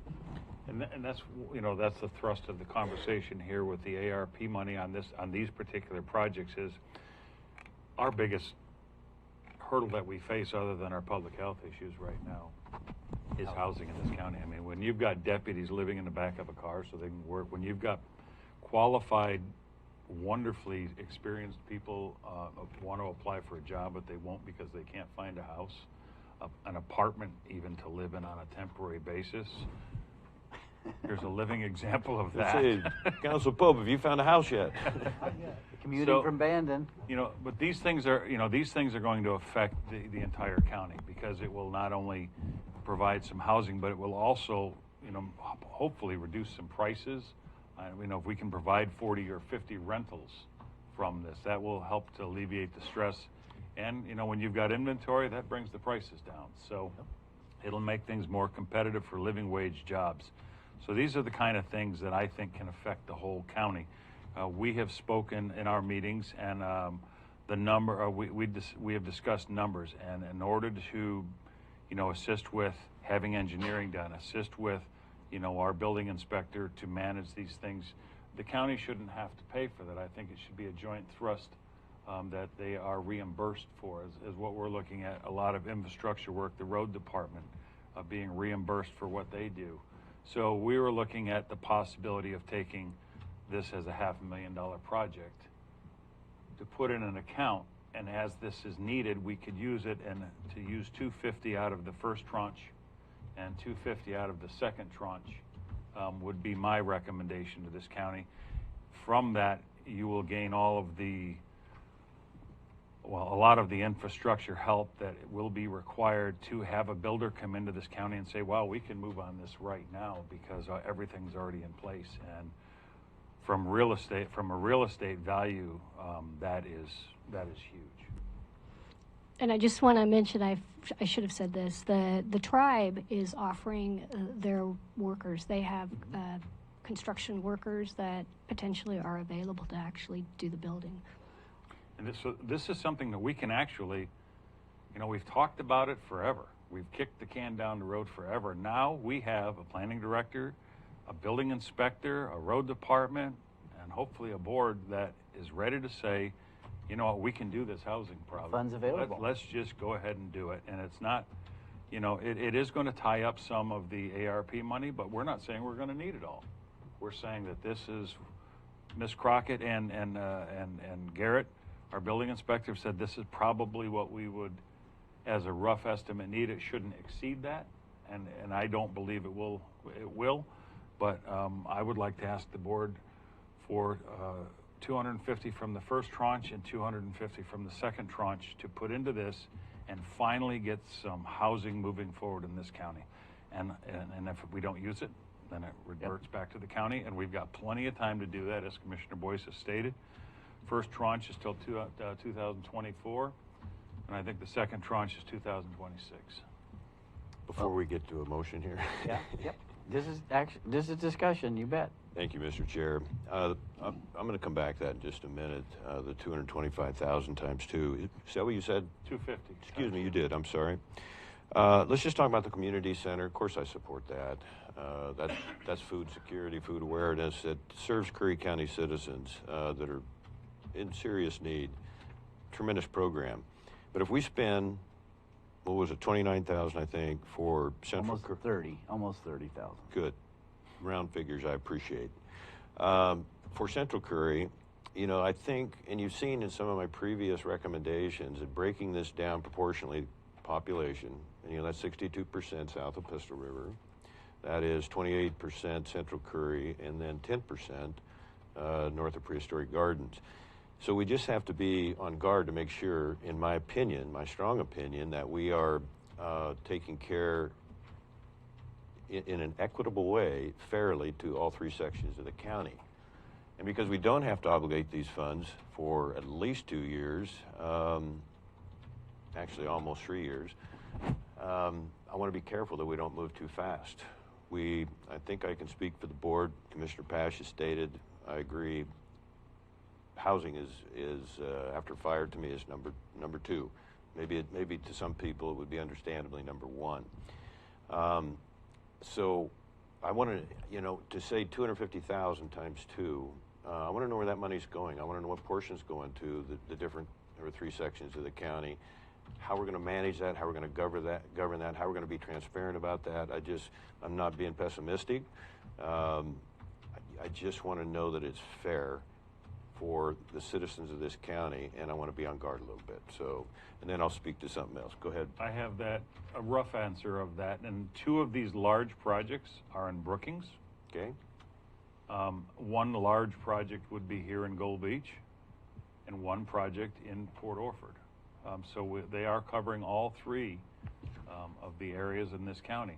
As far as where the money would be spent, we don't know that yet. Like I said, we're going to be putting infrastructure, and as Ms. Crockett just testified to, a lot of the infrastructure as far as sewage and all that is already in here in Gold Beach. I'm sure it's already in Brookings as well. We're going to need infrastructure on the property in Port Orford, though.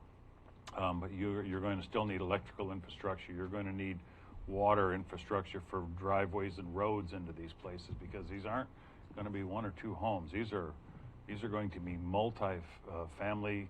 I would like to even see the possibility of apartment building, and we don't have to be one floor. If we're limited on space, let's go up. Let's go. Our group talked about 3 floors.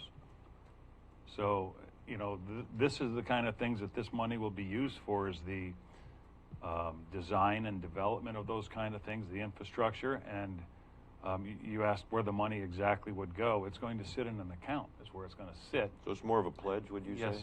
Well, I'd say it's a strong pledge that when our building inspector needs to spend his time to work on the design of one of these projects, the county shouldn't be liable for that, but we'd have the ARP money, which is what it's intended for, to plan on housing for low-income, veteran, and living wage jobs. So these are all things that it would be in an account to be strongly pledged to what it would take to get this done. I just want to know if the board agrees that the percentage, and that probably needs to be backed up by some different math, but I'm pretty sure it's reasonably accurate. So South County would be 62%, 28 and 10. Is that a fair assumption that that's probably where it wouldn't have to be to the dollar? It could be, based on different projects that we could sell to the citizens. This is why this went 10,000 over or out of the Central Curry portion. Does the board generally agree with that, though? I do, and what I want to say is there's not only one landowner that is willing to do this in South County, but there may be a second, and I'm not going to bring up any names in this meeting. And they're by me born. Yeah. But there is a second who is a huge investor in this county that has the willingness to get a piece of property and offer that as well. So I think it would be definitely 50 or 60% in South County, probably 25%, 30% in Central County, and 15, 20% in North County. I think the numbers would be very close to that. Okay. Absolutely. The other thing that is important is we would like to develop these projects so over the long term they actually generate revenue for the county. That's the objective. Not to forget that. Good. And this is something, the board, I really want to emphasize with this board, these projects are ready to go forward right now. They are shovel ready. And you've got the Tuolumne, I say that a little better than you. Tuolumne Nation is, they've got contractors that are licensed and ready to move on some of this. We've got our road department. This is stuff that we can move with pretty quickly. So if we need housing, here we go. I just want to say I'm in favor. I think it's time to put feet to our faith, and I'm ready to pull the trigger on putting that shovel in the ground, or a excavator, or George has just raised his hand. You got a question, or? Actually, I'd like to just make Okay. Say just first of all, I applaud you guys for moving in this direction, because I think everyone knows that workforce housing is a tremendous need in our county. I too share the same issues. I can't find employees because they can't find housing. People come over and apply for a position and they leave. But I did want to say that I believe all the ARP funds have to be spent by 2024. I don't think there's the second round. I think it's all 2024 based on the information I have. Could be wrong. And I also wonder if there's a question, you've shared your concerns about the funding being broken down into the various areas. Also, each one of the cities receive funding. And we reached out to them to see if they would be willing to participate in this process. And I would encourage the board, when you go through a process, for transparency, to make sure that there is some information put out to the public so the public can participate. I know it clouds the issue, but we spent some time on the ARP committee, and if we continue to fund, if the board continues to fund the money that the committee funded, then it's kind of a waste of those folks' times. And we did do our due diligence at the request of the board, and those folks worked really hard on the behalf of the application process and everything. So while I wholeheartedly agree, housing is a huge thing and needs to be addressed probably as the first issue. I just want to make sure that we're not discounting the fact that folks already worked really hard to go through these applications and stuff. And we also, we want to look at the long-term effects of this. As I said, how are we going to control these funds? It's one thing to say we're going to put $500,000 into an account and then draw it down. Who's going to be responsible for those things? The problem I see with the board getting involved in this type of a relationship is you're not really charged, as the charter would say in this county, to be a profit-making or even an entity that goes out and builds these things. So I think you need to ask your legal counsel some information about how the BOC proceeds with these projects, to make sure that we don't come under some scrutiny in the future by some agency that says this money was not spent properly, and therefore we're going to charge it back to the county taxpayers. I just them fighting words. Yeah, I just am a little bit there again. I applaud this effort. I think it's exactly what we need, but I don't like to proceed without due diligence, and I think that it's important that we do that due diligence. Agreed. Thank you. Well, the court had a question. Here's where I'm at. I don't want to vote today. I'm asked the board not to vote today till we get a full accounting of exactly where we are. Sometimes it seems like we are in a real slowdown to get wise policy, but when it comes to spending, we're in a hurry.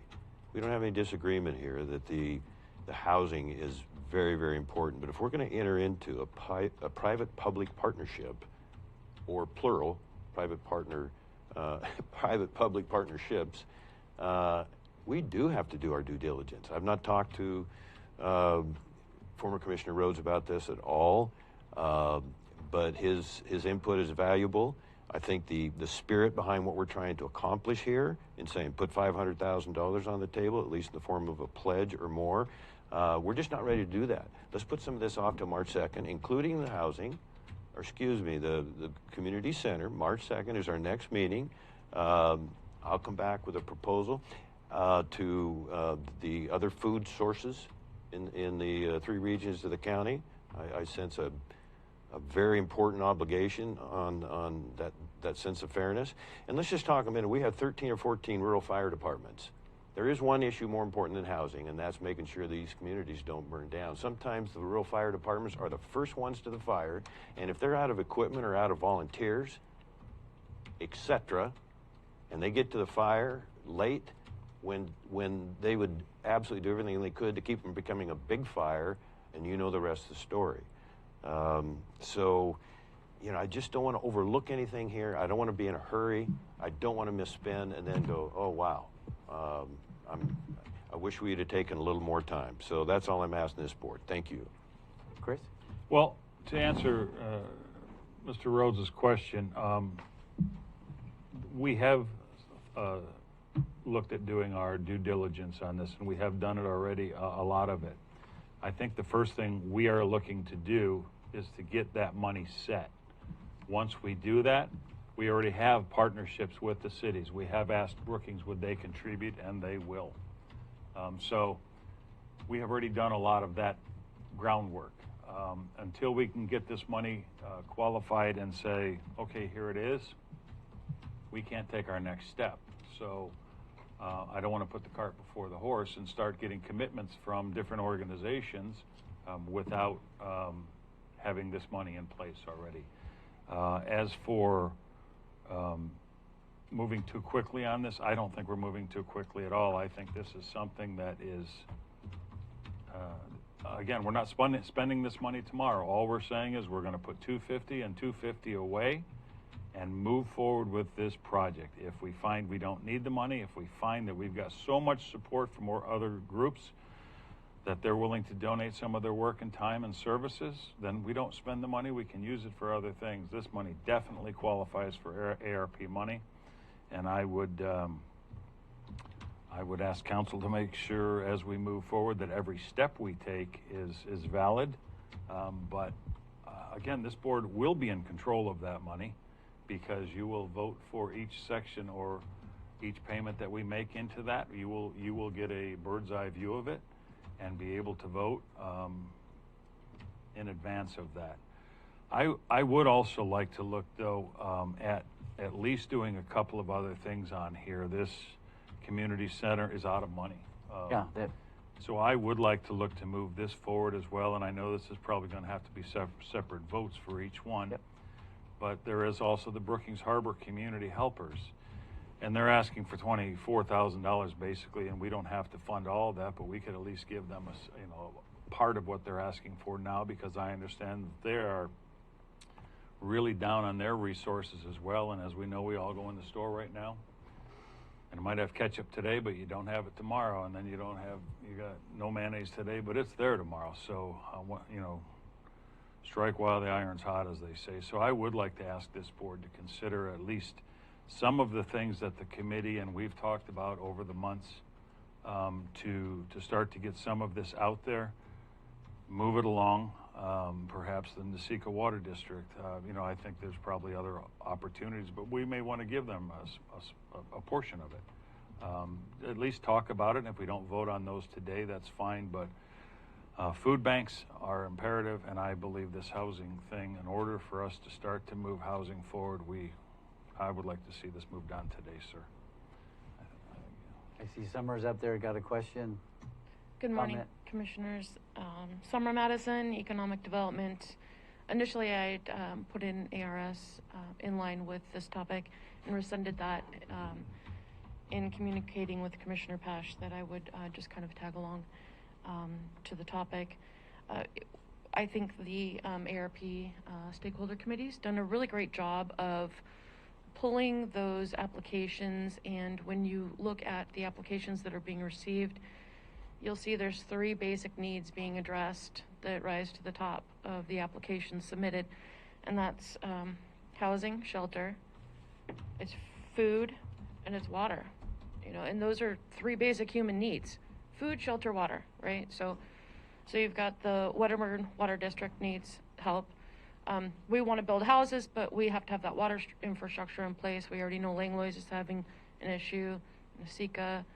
The city of Port Orford, this is something that is going to impact. The more housing we build, the more water resource we will need, and that includes fighting fires, right? So I think we should really kind of disseminate what an investment in water services looks like. I finished the housing coordinator position.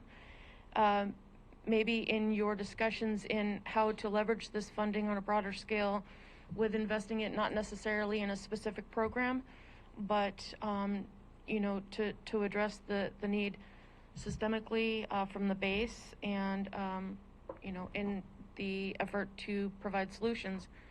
I don't want to point any specific application out, but if we're going to put money into a food bank that needs staffing, that money is not sustainable, and so that staffing will go away. And so what can we do from, you know, further down on the foundation to secure that? Clearly the need for food and shelter is growing. And so if we continue to throw money at the top end of these projects, it's not really helping to solve the issues that are at the core need of locals. And so one of the things that I've really delved into lately, that Commissioner Boyce and I actually started working on this maybe a year and a half ago, is a food sustainability summit and pulling the agencies together. One of the things that we do is we dilute service through more agencies and nonprofits. I've always wondered why they have so many veterans nonprofit groups and service groups. If we're all serving veterans, let's come together and be more powerful in that service. I think that applies even more so in Curry because we are so strapped. But when you look at the food programs and options and nonprofits out there investing so much, we really do have the opportunity to maximize food sustainability and the food shelter here, in what lands we have available to develop, what partners currently exist that we can have to leverage the experience and sustain the availability of food, not only to our food banks, but to our area.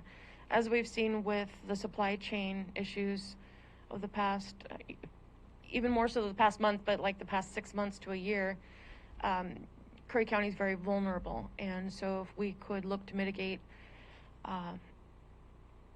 seeing that impact us even greater than it is now, I think would be a wise decision. As far as the housing goes, I do have the job description here for you. It's the conglomeration of 4.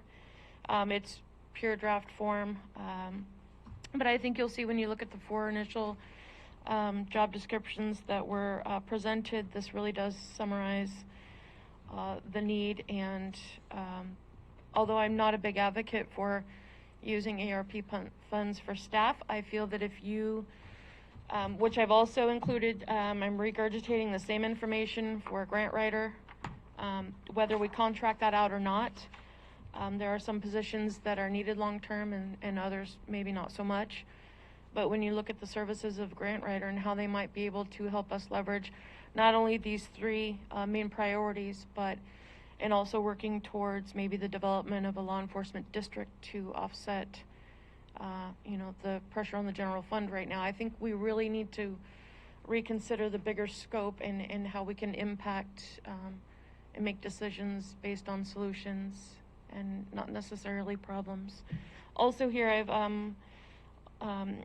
attached the notes from the Housing Committee as far as the recommendations for the structure, and I would like to make note that the proposed reworking of that group would probably very much supplement the work going on with our department heads at the county now in regards to housing, and that housing coordinator position may be the conduit that our department heads need in working with our commissioners, because it is difficult to move on something like this so quick when the only opportunity to really get you all in the same room is public meeting.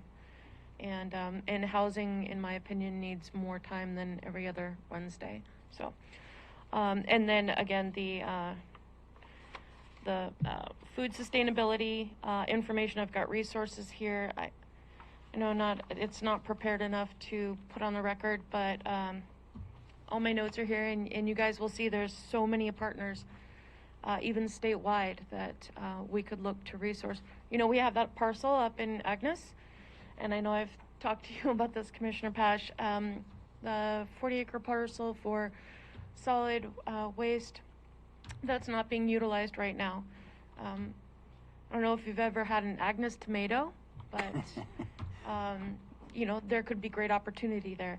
In my opinion, it's not if we can, but how, if it's important enough. So I would ask that the commission consider the investment in solutions-based decisions for funding as opposed to specific programs.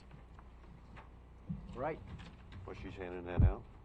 Pardon me? This is a good discussion. Were you going to give us handouts there? Yeah. I appreciate all the work you did on the housing specialist. That was no small feat. So the only thing I wanted to add, does anybody in this room know what the balance of the first 2.2 million is? Does anybody notice? So roughly about $1 million. Okay, I think we should know to the dollar, and I don't. We know. do know as a county. Okay. Brad, if you can hear us, we need that right number. to me, give you the exact number. Yes.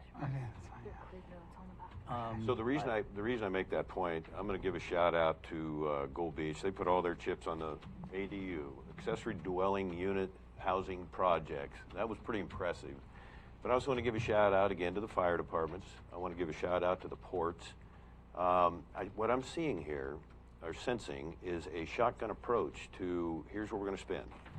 And we don't get any time to evaluate a $500,000 proposal for housing. It just comes up today, and we're going to vote on it today. That's not acceptable. We need time to review, to let the public know where we are. Thank you for this, by the way. And if we need to have a special meeting next week, I'm here. You know, otherwise, we can bring this up again on March 2nd. But just to say, okay, we're going to do 500,000 a day, boom, done. I need time, and I think if we're a business, I can't think of any corporate structure that would operate that way.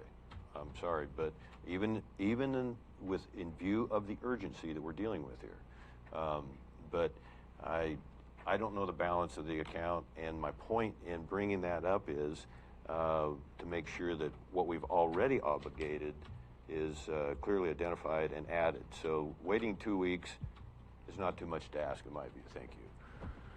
Okay, well, I guess I'm contrary to that.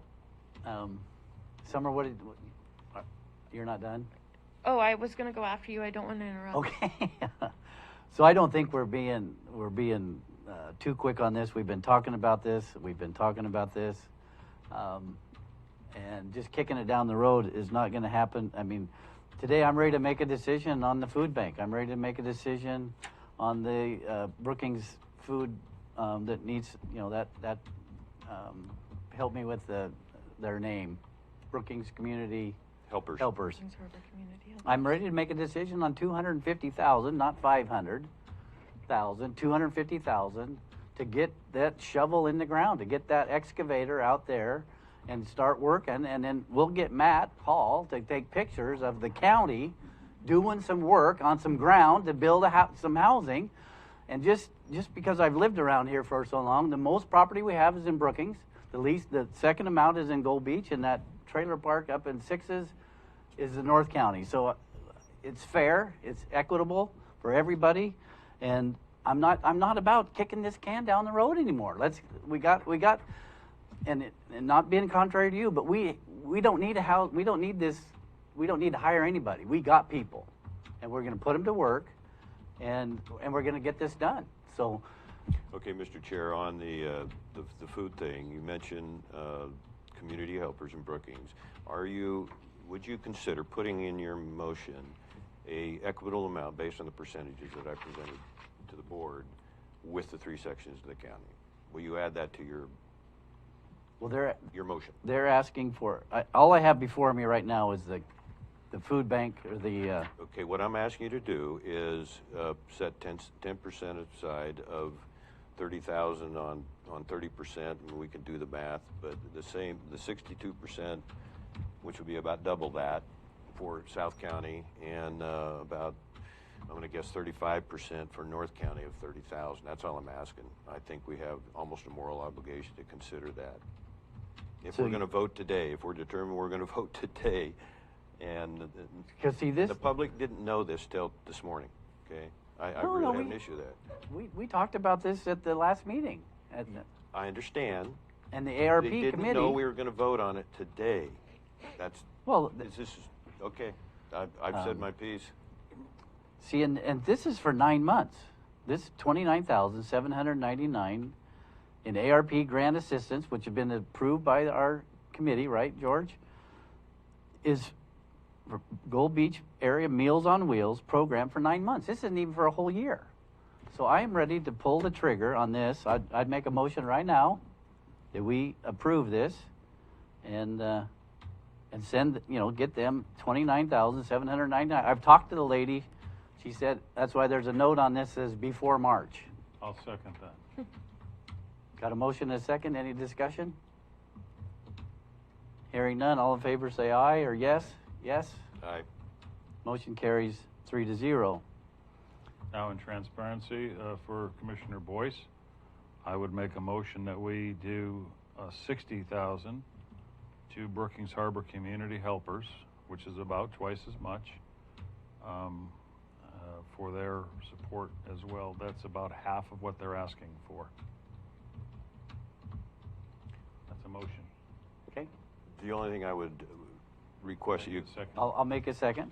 So now we can discussion. Okay, the only thing I would add to that, it may not all, there may be a secondary project to come in South County that, if you wanted all to go to the Brookings Harbor Community Helpers, that's fine.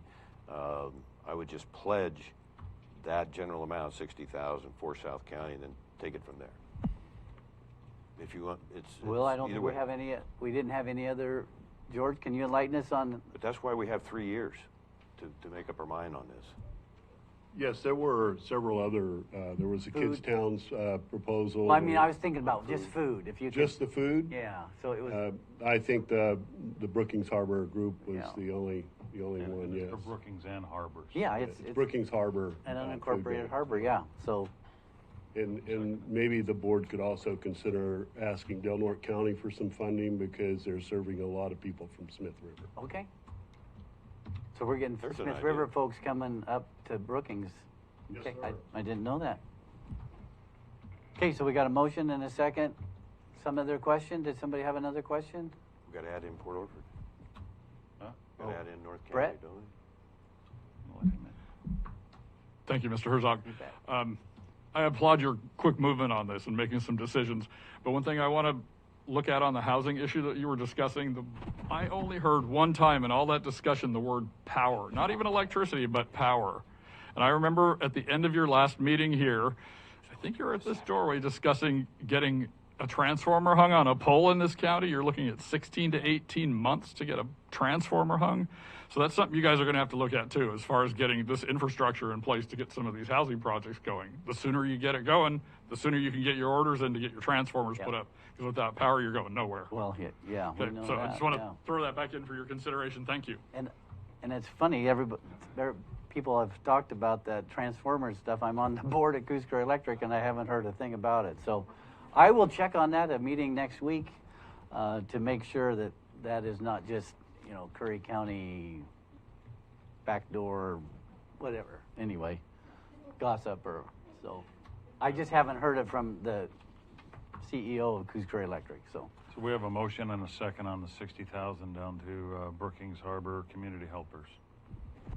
okay, all in favor say yes. Yes. Yes. Motion carries 3-0. Chris? Now, I would like to make a motion that we take $250,000 and place it for the, as we discussed, the planning and moving forward with the housing in Curry County, as discussed with our planning director. I'll second that. So discussion, is it okay to ask if, because you're in the know on this, I think the first project we're looking at is in Central County, right? That would be the first one we move on, Yeah, okay. But So the the other pe- two in Brookings, or well, Yep. one and possibly two in Brookings are very close to being ready. Yep. And the one in North County, all three of these could be started in the next 60 or 90 days. Yeah. They could all be underway. I like it. Gordon? Discussion, Mr. Chair. So this is for developer incentive, I assume?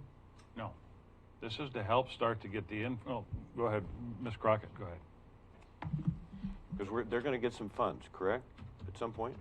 Well, Okay. Right now, these 4 projects are being moved forward by myself, the roadmaster, and downstairs, the building inspector. And what we'd like to do is have the money available for surveying and available for crews to actually go out, probably mostly the road department staff, to go out and actually start these projects. We're also working with Coos County, as I mentioned, on the northernmost project to see how quickly we can get some of the trees cleared to actually initiate that project. But we're moving all of these forward at the same time. And see, it won't be builder incentives. What this will be is to subsidize the county's budget for the work that needs to be done. Otherwise, the road department's going to go over and put roads and drains and all that in. The county shouldn't be responsible for paying for that. The ARP money will reinvest into the county for his budget process. So it will actually reduce his budget because the ARP money will be filling his budget. Okay, so it's not going to developer as No. part of a incentive. Very good. the same thing. I we- assume that, but I Yes. just want the public to know. Thank you. The same thing we did with the dispatch center, right? I mean, we built, so we did it, we approved X amount of dollars for a dispatch center. And we, then we ran into cost overruns and different stuff as far as, we didn't know, we had to build in the Sallyport a separate dispatch center. Cause but we didn't know that at the beginning. And so ARP, that's what it does. It fills in that gap that we had because our maintenance crew had to go in and build a 10 by 20 room inside of that garage area with walls and insulation and heat and carpet.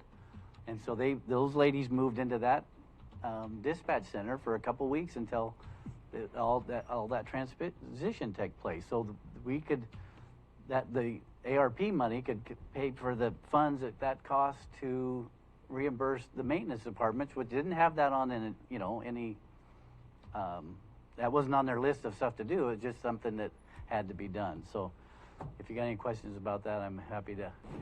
George? Sorry, Commissioner, I apologize, but I really, there again, I applaud this effort, but you can't just spend this money without putting it in the budget if the county's spending it. It's got to be budgeted somewhere, or you're breaking the current budget laws. You're taking money, you're putting it in a county account, and you're going to spend it. You've got to have it budgeted somewhere. You can't just spend money without it being budgeted in the county budget. Go ahead, Commissioner. I'm listening. We are not spending the money right now. We are allocating the money basically to a strong pledge saying that we will use this. Just like the road department has an agreement with the Forest Service to do Bear Camp Road. This will be the same thing, as this fund will pay our road department or our surveyors or our building department what it's going to cost in time and services to put in this infrastructure. That's what it will pay. It doesn't have to be in the budget. There's a significant difference. The road It does not have to be in the budget, sir. The I road disagree with you. department has got their funds budgeted already. Yeah. Their money is in a budget. You are allowing them to spend budgeted money. This money is not budgeted. This money is not even, we don't even know where this money is in an account. I respectfully disagree with you on that. Okay, I respectfully disagree with you, and I would ask that you ask your county council about the budget requirements of the state of Oregon. It requires you to budget funding in the countywide budget before you spend any of that money. Okay, but see those ARP funds and came with that big booklet of this is what you can spend it on. Housing is one of those first ones. Yes, sir. For the county of Curry. Yes, sir. So how do they expect us to do something if we can't? They expect you to put it in your budget and budget it. You have a supplemental budget process that you would have to go through. So just can we do that? I'm not saying you can't do it. Right. I'm just saying that so you don't get the county in trouble, that you follow the process, and there is a process in place for it. It's called a supplemental budget. And that's exactly right. Now you said the right word, the supplemental budget, and that's Yes, how sir. you go through the process. Yes, is sir. You file for a supplemental budget. You said it has to be in the annual budget already. No, I You said never it used has the to be word in the budget. supplemental.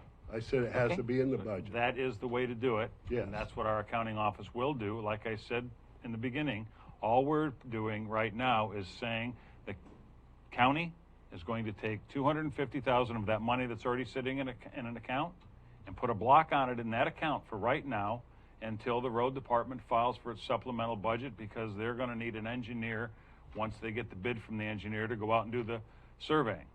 Yes, sir. Now the surveying is going to cost $60,000. Okay, do a supplemental budget for the 60, move it out of that fund into the Road fund. department's fund for that's the process. That's yes, the but you appropriate never process, said but- supplemental. You said in the budget already. Well, it has, okay. Well, so we're on board now. Okay, so understand the process. All I'm saying is you have to have it budgeted before it can be spent, whether it's in a supplemental budget or in the original budget that the Board of Commissioners passed last year. The only way you can add something now is through a supplemental budget, unless you do it in the next upcoming budget. And we shall do that, right, Anthony? Yep. I understand the process of it. My Okay. gosh. So we have a motion and a second. Got a sir. motion and a second. Any more discussion? Just want to make sure this is for 250,000. Yep. I'll ask. Yeah, the other 250 I won't ask for now. That's all. Thank you. Okay. I'm ready to vote. All in favor say yes? Yes. Yes? Yes. Motion carries 3-0. Mr. Chair, Yes? I'm sorry, but we left out North County on the food security Okay, option. We don't have an ask from North County, so if they Doesn't matter. Doesn't matter if we don't have an ask. Don't we have a responsibility to say, so we'll leave them out? Well, no, I'll just Thank make you. I'll make a personal pledge to get in contact with somebody in Port Orford that does, Matt will turn me on to somebody in food. Do they have a Meals on Wheels program? Okay, so, and I'll have maybe Brett email me, who do I talk to and what do they need? And so I will personally take that on and, pardon me? Thank Your you. center, okay? We're getting something done today. This is awesome. Yeah, just give me. Does the board agree Email on me. 10%, give or take? Well, on yeah, that, of whatever we're identifying, targeting. Absolutely. No, I'm Okay. in full agreement. We didn't have an ask from the committee. Yeah. And we didn't have an ask here today, so I just wasn't going to give money to something that nobody asked for. So if it's the senior center, then absolutely. So we have agreement, consensus, Mr. Yeah. Chair. Thank Yep. you. We need a vote on that, though. Let's say Well, $10,000. Well, let me see what they need Okay. first. Yeah, Okay. and I'll Wait bring till the that. next I'll bring meeting that on that. back. Yeah. Okay. So, H, we can cross off H, unless there's more stakeholder committee application decisions or questions. But next, we're going to go to pet license. Mel, We have the Wedderburn Fire District. Both of them have been I- waiting a while. Could we have Okay. them come in real quick and yeah, are you okay? leapfrog them in? Go ahead. Come on in. Let them come in. Are you okay I'm with good that, with Mel? You guys want to arm wrestle for This it? will only take a few minutes anyway. Tyson? Wedderburn will only take a couple minutes. And just in full disclosure, I am a board member on the Wedderburn Fire District. So, Karen, why don't you You come both up? can come up to the microphone. Karen's our chair. Okay. And like Commissioner Boyce, you were just speaking of a while ago of, fire importance in this county and the ARP funds. As we all know, the fire districts in this county are all funded through special districts, which is not always my favorite thing to talk about. I think it is. But in full disclosure, I believe that the Wedderburn Fire District has about $1.2 million in their account right now. So the funding want us is to there spend it? for this project. Sorry. Go ahead, We Karen. want to start spending it Okay. on behalf of our district. Karen Kennedy, Gold Beach, Wedderburn Rural Fire Protection District. We are asking for a long-term lease on a piece of property on Edson Creek Road. I talked to Brian at Curry County Title. There is no deed restriction on that property, and I have the book of records and everything to back that up that I can leave with you also. That is good news. Yes, we would like to build a 30 by 50 shop to house our fire equipment on the north side of the Rogue River Bridge. That would help our district, also Cedar Valley District and Nisega Beach District, to have equipment on the other side of the bridge in case of a disaster or bridge failure of some sort. Yeah, so the main deal behind this, about 5 years ago, I think I sit down and talked to you guys at the Wedderburn board. Commissioner Posh was there, and the idea is that if we have resources in town right now that we don't want to get rid of. There's still good operating resources, and with the way our departments have grown and our jobs have grown over the last 6 years since I've been chief, I have a really hard time getting rid of equipment that is still completely operable. We pump test it every year, we hose test things every year, and we have the crew to operate them. So the idea that we had in the event that we are not able to get across the bridge, which I've had a number of times in my career where primarily the north end, and once at least I remember the south end of the bridge was blocked, we would have not only firefighters on the other side, but we would also have equipment on the other side. The other nice thing about that, I don't know if you guys know where our station's at, but we're about 24 feet above sea level where our station is. So if we have anything resembling a real tsunami, we're gonna have a little bit of a problem. So this piece of property out there is pushing 55 to 60 feet, which is not fantastic as far as big tsunamis go, but it's twice as much as we got now. One thing we'd also be able to do out there is be able to store some extra supplies out there for those kind of events. And that, in addition to, like she was saying, that we would be able to have our resources out there to help on Cedar Valley, North Bank, Indian Hills, all that stuff considerably quicker, because now I actually have firefighters that live on that side of the river. They're residents. So it would be very beneficial to have a place out there that we can store equipment that, again, that we do not want to get rid of. The taxpayers in the city and the county have already paid for this equipment. It's good operating equipment. I cannot sell it and recoup enough money to buy another piece of equipment that'll work as good as it does. So at this point, there's no reason to get rid of it. We need to use that for reserve stock. And in our little station we have now, we're just running out of room. Our call volume is up so much from what it was. In 2013, we had 120 calls in Gold Beach. This last year in 2021, we ran 446 calls. So that's a considerable increase. And I don't see it slowing down, because we're already at pace to break that record this year, just in the first 2 months of the year. So getting rid of equipment when we should be stocking up on equipment is not the direction we want to go. We don't have the physical capability to hold any more in town in our current footprint. This is a good way to, get some of our eggs out of that one basket that we have now, and still be able to keep them in reserve when we need to use them. Okay, Chris? And I just want to say kudos to several people in this county, because there were several people that offered their property to be able to do this. And it's just a really nice thing to see community involvement. One of the things that we talked about, we've been talking about for several years, is making sure that this is as high above, the tsunami zone as we could find. And this is a really great property for that. I would recommend to the board that we do a lease in perpetuity of $1 a year. And as long as, for county council, as long as that lease stays as a fire, for housing of fire equipment and those things, that it be in perpetuity. And if it ever stops being that, it would revert back. And then I would also make a motion that we approve the purchase of this new equipment. Oh, we don't have to do that. Questions? And was that a motion? Well, let's do the first one as a Okay. lease in perpetuity for Wedderburn Fire District to build this building as a $1 a year annual lease in perpetuity.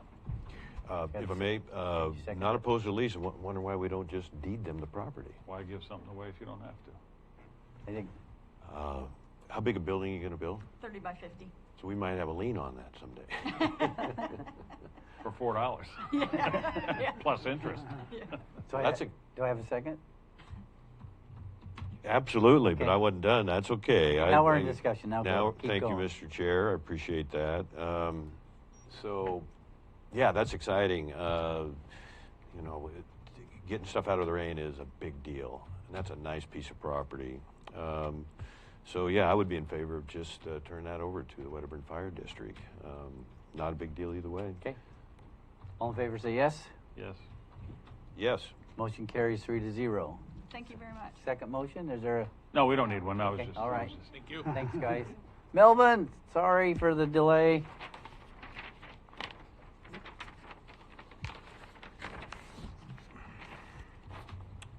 Welcome. So, Mr. Trover and I have had several conversations in the past weeks and months about the license issues, the responses, all of the issues that one can find in the county with pets, and knowing who they are, who they belong to.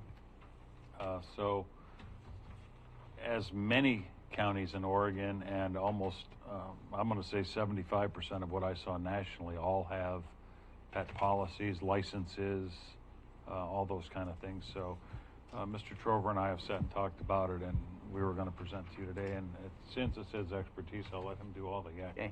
Okay. Good afternoon, or good morning, commissioners. So we took over the pet licensing for dogs, I guess, in March, later part of March 2021. I just want to give you a little rundown of the numbers. Okay. Between March 25th, 2021 and June 30th, 2021, we only collected 233 dog licensing fees during that period. So it was $5,876 roughly. Our fee schedule, first off, our fee schedule is $25 for altered animals, spayed or neuter, and $42 for non-spayed or neuter animals, or dogs, and dogs. So July 1st for this budget year, July 1st to December, we only had 442 dog licenses, so that's roughly like $11,744 we've collected.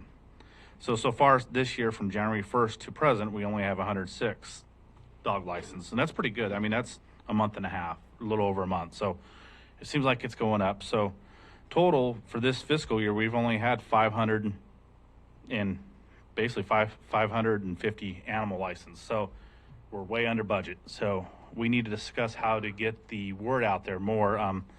So roughly, we're going to have about $24,000 in that budget that we were planning on having $35,000. So we're going to be about $500 to $400 dogs short for that. So that's part of the discussion today, is kind of go out there, and we've had discussions maybe getting with some utility companies, maybe trying to get a flyer or something with them and see if we can reach more people. And other plans, we're trying to walk beaches and stuff and get our homegrown people that walk beaches. But I have a little catch on that. I'm going to work with Anthony on it. I was told we couldn't enforce county ordinances on beaches. So we're going to work on that, make sure we can go on that real quick. So I found that out late last night. So Commissioner Pash, we're just trying to, get out there and get the word out there a little bit more that we are required, all dogs in Curry County needs animal licenses. So what we talked about was a way to do this, because we also need a cat license as well. I mean, if you lose your cat, you're going to want to know where it is, and animal control is the person that will contact you and say, hey, we found your cat. So isn't it a great thing that for maybe $10 or $12 for a neutered cat and $20 for a non-neutered cat, you get your cat back if it ever gets out your door. But as many of us, I didn't even know, honestly, for a long time. I live in the county. Gosh, I didn't know we need a pet license to have a dog, and we actually got our dogs from the shelter. Yeah, a lot of people don't know that so at this time. We thought to put the application for a pet license, to have a relationship. There's only one way in my mind that I can come up with. Everyone gets a power bill. There's so many diverse phone companies. There's so many diverse other things, but everyone gets their electric in Curry County from Coos Curry Electric.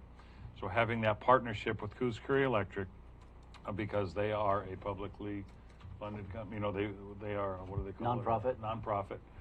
So there's no axe to grind with them. If we were to put the application directly into the Coos Curry Electric's bill for maybe, I don't know, if you're going to do it on a fiscal year, March, April, and May, so that you have plenty of time in front of the end of June, or September, October. One thing about the animal license, it's yearly when you get the license. It's not a budgeted thing. So if you get it in March, our admin sends out a notice and says, hey, you're due. But we're just trying to reach the people that don't know, and there's quite a few of them. So I think if we put for like 3 months an application directly into their power bill, and let everyone know on the front notice, you must read that it is required by law to have a pet license in this county. On the back side of that piece of paper is the actual application, and they mail it back into the county. That I think we would find a lot more people comply with it, and it would surely make it a lot easier to return pets to people and to be able to work with the agencies in the county that we currently have relationships with. It's going to help them to better their services as well. Next Thursday, that'll go before the board, and we'll have an answer. So okay. And like Commissioner Pash said, we're looking into cats. If we do a cat license, we're going to have a cat ordinance. So we need to probably have a work session on that, because I feel cats get forgotten in Curry County because they've never had an ordinance or anything to protect them. So if we do this cat ordinance, we need to look at the whole picture. Protection. We don't have any agreement with the animal shelter right now to house cats. We housed our first cat yesterday from a scene that a gentleman passed away in Harbor and no family around, so we had to do something with the cat. So the Wild Rivers did take the cat in, but we don't have a contract for them, so they really don't need to do that for us. So I had a little pull with that. So, okay. But we got that done. But we need to then have a contract with them for so many cat kennels. So if we do have an injured cat that might not need full vet attention, so something we need to look at with our contracts with our housing for animals. So it's something we probably need a workshop for sure, and make sure we brainstorm together and make sure that we're doing the right thing for our community. Okay. And most of the counties in Oregon, if they have a pet license, which again, I think it's 33 or 34 of them do. Every county in the state is required to have a dog license thing, but I don't know. It's dog license, not pet, but I know Portland, Eugene do cats. Major cities do cats at this time because they are an issue in bigger cities, and we do right now. We're kind of seeing little issues here with cats. Okay. I think 17 or 18 of the counties that I looked at had cats as well, so it's more than half. Would a workshop be great on this? Yes, and I would like to maybe schedule that for the next workshop, and that would give council time to maybe look at an ordinance on adding cats to that. Cats go as high as $42, I think, is the highest one I saw for a non-neutered cat. And it was basically the same as their dog. They basically ran the prices the same. So I'm not saying that we do that. I'm just saying that was the highest. I was thinking maybe 10 or 12 bucks for a cat, and if it's not neutered, maybe 20, something small. Yeah, one thing about a cat, if it's not neutered or spaded, not so much in this region, but like in lower regions of California, Arizona, Texas, where the climate's warm, one cat within 3 years can have over 100 cats. So it's something that we need to look at, and with our feral cats, that we do have populations on the jetties. Mostly that's where they're at. And just so you know, we also have the relationship with Jennifer Alcorn in South County, and she is looking to work with the county as well. Actually, we're in the process of looking for a property right now for her to purchase, but she is looking to partnership with Wild Rivers and our code enforcement as well to work together as a team. Very good. So can we get from the board that we can have a workshop maybe in 2 weeks on this? Sure. If you'd like to set up the ARS on that. We'll have a note. We'll have a decision from Coos Curry Electric by then, and good for sure. And if not, we can always put out a flyer. Yeah. Hey, that's get pretty Joe good. Wilson to help us. Yeah. Cool. So I just had a friend send me an email. What about chickens? What about, and have you encountered, this is a straight up question, trying to be funny, trying not, but have you encountered any pet pigs yet? Yes. Oh my gosh. Okay. And really, truthfully, pigs, if you raise them right, they're like between a cat and a dog, but you got to raise them right. Yeah. I think we're looking at revenue. That's the key that we're struggling with in Curry County. Yeah, and that's the timber receipts that have gone away over the years, and we're looking at revenue. We need revenue, and you know, I'm not a cat guy, but I think cats should have to pay triple anyway. Not. And that's one It's off thing the record. I want to make sure. Is that a motion? That's one thing I want to make sure if we do a cat license fee that we give them something, the protection in this county. Yeah. Okay. So they're not considered just a rat. And I'm not saying we do that, but I want to make sure they get a little bit more. I mean, they're the second most animal in a household. Yep. So I'll hand off. All right. Thanks, Mel. What do you got? So we're going to move on. Mr. Herzog, if I may, Mr. Herzog. Brett Cecil, Port Orford. I just wanted to make a comment, if I may, on the pet licensing issue. From a little tiny kid, I've always had pets. The reason we had pet licensing was to ensure vaccination, especially for rabies. It wasn't for the county to collect money. It wasn't a revenue stream. No more forced vaccination. It wasn't a revenue stream. It was never meant to be. But it is to ensure that people vaccinate their pets against rabies, especially, and we have lots of other things that we need to vaccinate against now and today. So just keep that in mind when it comes time for your workshop. Thank you. All right. I'd just leave that there because it looks like it's in place. Yeah, it looks like you broke it.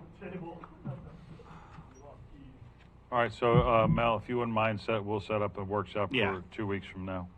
And one thing to answer your question is, like on dog licensing, you cannot get a dog license unless your rabies vaccine is current. Okay. So. All right. I paid mine through my veterinary clinic. Okay. Okay. Perfect. Okay, moving on. Jay, vacation rentals, ADUs. And basically, this is, I've had conversations with Ms. Crockett about this as well, and we are just want to get a lot of this out. And Becky, if you'd like to step up to the microphone, that would be great. I'm trying to find it here. I lost it. 6J. Yeah, we're just trying to get a lot of information out to the public on this. We want to start to talk about the ADUs and the urban growth boundary, boundaries, and what that consists of. There has to be some language, but there are ways for this board to help to move a lot of this forward quicker, and I'll let Ms. Crockett expound on some of that. Sure. There's two issues. The first issue is the vacation rentals. That issue is not going away. When the last time we talked about that, we talked about bringing back to the board in a workshop some ordinance language to deal with the potential to regulate short-term rentals. That's in the works right now. It's my time that goes into that, and I just haven't had a chance to bring that back yet, but it's coming. The issue of the ADUs is a little bit different. That's the accessory dwelling units. Currently, accessory dwelling units are allowed inside the urban growth boundary on residential properties, although we do have rural residential properties inside the UGB to make it more confusing. But the last legislative session, there was approval of allowing a jurisdiction to have accessory dwelling units outside the urban growth boundary. However, there's a very strict provision that was put on that legislation, and that provision is that we have to meet certain fire hazard requirements. And in conjunction with that, the Department of Forestry was required to come up with wildfire mapping that is parcel specific for the entire state of Oregon. That's being developed right now. Their next meeting to try to expose what they've done in their work is on the 23rd of this month.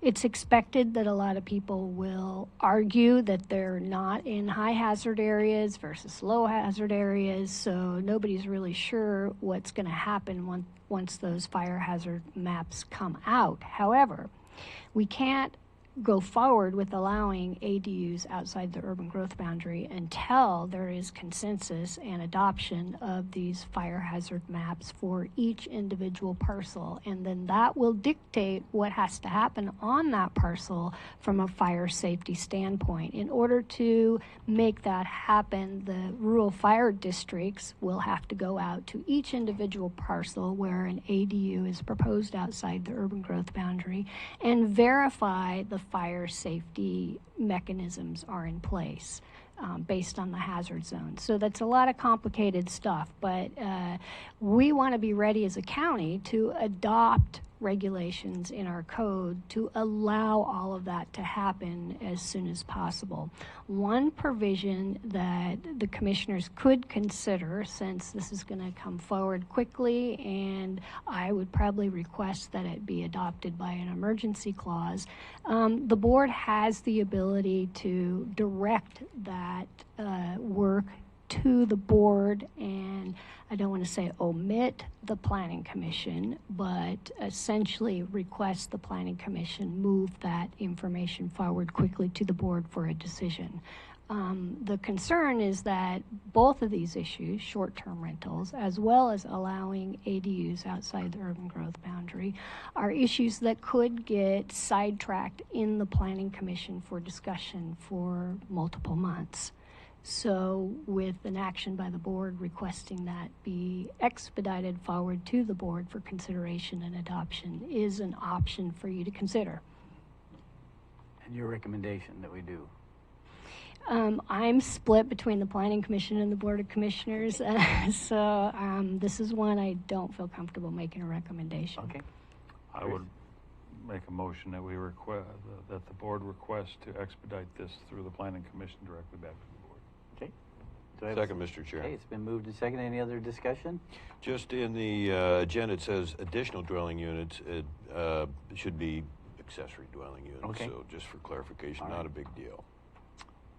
At some point, I'd like to have maps of the urban growth boundary. That's some boundaries, I should say. So that's good information to know. They're right on the maps, on the GIS maps on the county. Okay. And I'm actually would like to see them expand them a little bit, but this will really help. So. Okay, so I got a motion and a second. All in favor say yes. Yes. Yes. Motion carries 3-0. L is Curry County, Oregon Timber Counties Coalition. Commissioner Boyce. We're going to make the lunchtime maybe guideline here. So this is pretty straightforward. We're working with Douglas, Klamath, Lynn, Marion, Polk, and Tillamook counties. Coos County, didn't mean to leave them out. As my agenda routing slip shows, we're paid in good standing. They have hired a Washington, D.C. lobbyist that I've worked with before through the AOCC Board of Directors, BLM counties. And so I assume we have... we'll get board full approval on this. And at some point, you probably want to designate one of us, and I'd like to be that person, that commissioner. These meetings are virtual, led by Klamath County. So I asked the board if you have any questions, let me know. Otherwise, I'm going to make a motion to complete this memorandum of understanding with the other counties. Added to, and you'll be the representative. That could be a separate motion. I'm happy either way. I'm keeping it one motion if we could, and just add that. Are you okay with that, Chris? I'm okay with that, but I do have a question on what. We got the motion. If I get a second, then we'll have discussion. Okay. Do I have a second? I'll second it. Discussion. My biggest question is there's 7,500 in dues. What are they used for? Primarily lobbying in Washington, D.C. Okay. Okay. I don't know of any other expenses that Klamath County isn't somewhat donating on their own. Okay. Final question. Okay, so it's been moved and seconded. All in favor say yes. Yes. Yes. Yes. Opposed? None. So hearing none, motion carries 3-0. Thank you, board. You bet. M. And if anybody wants to serve on that board, I would highly recommend it. Very educational, very important to our county. And I'll step aside, otherwise I'm happy to stay quite energized. So M, Commissioner Boyce, is you also. I'm not going to read the whole thing, so. I do have something I want to read here. As you heard the discussion, some good public comments, some active participation, which I always appreciate. But basically, this gives this board, as the title says, wait, it just disappeared. It gives this board the option of simply saying, yeah, we want to weigh in on this decision. We want to let our people know where we stand on whatever the future mandates might be. We don't have to look any further than what's going on with our kids to know that the information that's coming out for the unintended consequences or negative impacts on our youth. And what it's done, take the economy completely out of the discussion and just look at the stress level that people have been under. Our own people. We know of citizens that have lost their job or have lost their home or give up. Veterans. It is a major thing. So I'm sad to say that Oregon. I'm happy that Oregon's going to rescind the rule no later than March 31st. That's a governor directive, and the authority that the governor has is still in great question. There is quite the united effort around the state, especially with rural counties, that this is a tremendous overreach. But it won't. Her lifting this requirement, and I think this board has been pretty supportive of the governor and Oregon Health Authority, at least listening, so that we could keep OSHA away from choosing our battles carefully, keeping OSHA away from some of the issues, and just trying to be wise in what we deal with. And again, choosing our battles. So Oregon will lift indoor mask requirements no later than March 31st. State health officials will maintain masks for now due to high numbers of hospitalizations, and even that is debatable, okay? And then I want to read something real quick here. It's just a small paragraph from Douglas County, who is likewise, I mean, their public health officer there, Don Hefner, is just incredibly well respected around the state. And so he wrote this, pretty small print. Earlier this week, the Oregon Health Authority announced that they were once again going to extend the COVID-19 state mandates for businesses, schools, and indoor facilities for another 52 days. By the way, this was just less than a week ago.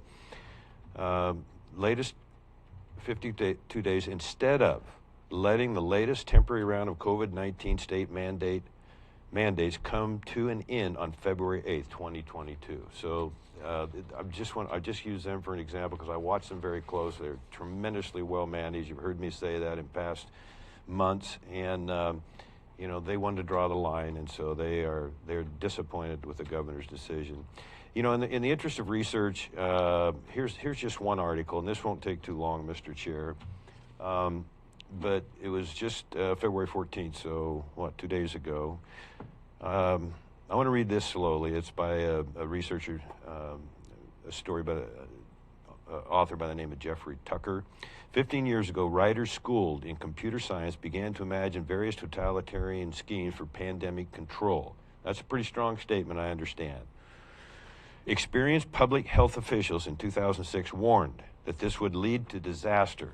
Donald Henderson, for example, went through the whole list of possible restrictions, shooting them down one by one. Still, a decade and a half later, governments all over the world tried lockdowns anyway, and sure enough, since April 2020, scholars have observed that these lockdown policies haven't worked. The policies preached, or the politicians preached, the police enforced, citizens shamed each other, and businesses and schools did their best to comply with all the strictures. That's a new word for me, but I think you know what it means.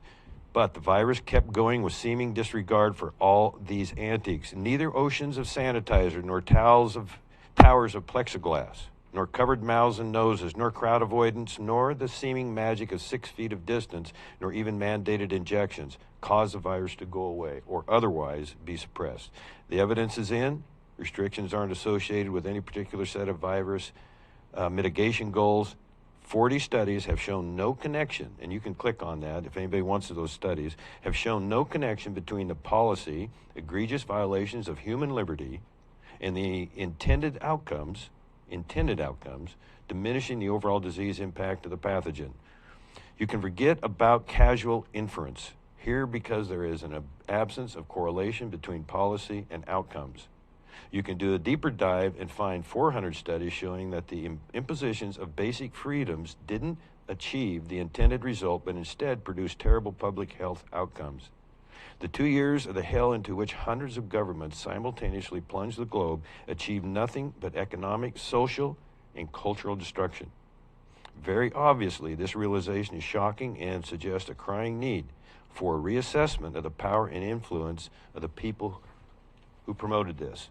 Concluding, A major frustration for those of us who have denounced lockdowns, which go by many names and take many forms, is that these studies haven't exactly rocked the headlines. Indeed, they have been buried for the better part of 2 years. That reassessment, or those reassessments, is happening now all over the world. So I'm going to make a motion that we retain the option of opposing or supporting any state or federal mandated requirement, be it lockdowns, whatever it would be. I'm just asking this board to reserve that right. Thank you. Okay, so to get to discussion, I will second that and go to discussion. And my first question is to Anthony Pope as our attorney. What are your thoughts on this, Anthony? This is... I guess a lot of it depends on the wording and what we're in. If we're just reserving the right, that in the future we could. I don't think we need an ordinance for that because we kind of already have that right. If we were to write an ordinance saying that, you know, we have the right to choose if we're going to follow federal and state mandate in the future, I have questions about the legality of that because of the hierarchy. You know, federal law trumps state law trumps local law. So if we say that we're not going to follow that, it's probably unconstitutional if we had an ordinance like that. So it'd be my personal recommendation that, you know, we can always oppose these mandates as they come down or discuss them. I don't think an ordinance would give us any more power or authority or add to anything really. Okay, except it sends a message that we're going to continue to be on our toes and we're going to look at them all individually. And we may end up supporting them all. Different boards may support them all. Different boards may oppose them all. Chris? I 100% agree with Council Pope. I think that a ordinance on this would probably be not recognized by law, and it may be illegal. This is something that I agree with Commissioner Boyce on. I mean, we should all have the right to choose if we're going to wear masks, if we're going to lock ourselves in our houses, if you own a business, if you're going to let someone come in that's not vaccinated or masked, you should have that right as well. But everyone should have their own rights. This is America. This is the United States, and we have that in our Constitution. But to make an ordinance on future things that could be found illegal, I think it would be at a minimum challenged in court. So I'll quickly, you see again what's going on around the world and what might be coming into our country, and when you see the tremendous move that the Prime Minister of Canada made, I mean, I remain shocked. If what we need to understand, what the people, I think a lot of people accept, is that the Bill of Rights trumps any state or federal law. You know, they can pass, they can move laws on a variety of subjects that the majority of our people in this county would not accept. And so I know it's a slippery slope, but it also, again, sends a message that we're going to be watching very, very close. That's all I ask. Thank you. Well, and my stance on this, and just a second, Anthony, is we said it at the Pledge of Allegiance. One nation under God, indivisible, with liberty and justice for all. That's, you know, I believe in that. I know all three of us do, and I think everybody in this room. Anthony, you got... I was just going to say, you know, if we wanted to, you know, project that, an ordinance, like I said, is a law, but if you guys want to do a resolution or just make a statement as a board that moving forward, I mean, that's also an option here. I don't have the legal issues with that. I think we just did. All of us just in testimony gave a resolution. Yeah. But the motion would, I'll amend the motion, Mr. Chair, to... You know, because your first motion was an ordinance, right? No, I didn't say ordinance, and I wasn't thinking that, but I think both Commissioner Pash and Council Pope made good points that, you know, that may not be the right path. Okay. The right path may be a resolution. So I will amend my motion to represent that this board reserves a resolution that reserves this board the right to identify possible future mandates or lockdowns, whatever part that comes before us, and we simply maintain the option of saying yes or no. We will support this, and we will support our citizens if it goes against their Bill of Rights. pretty strong statements. And way too long a motion, I'm I was sorry. going to say that's a long motion, but I think, I'll amend my second too. So any other question, comment? does that mean you're second in the new motion? Yes. Thank you. All in favor say yes? Yes. Yes. Yes. Motion carries 3-0. So can I ask a question? Yes, sir. We are now at 5E, which is now N, but it's noon. Yep. Are we starting the workshop at 1 o'clock? Well, I 1:15. thought 1:15 was the new. Unless you want to go till 12:15 on this meeting? Yeah, we could. I think we can wrap it up, don't you? I'm hopeful.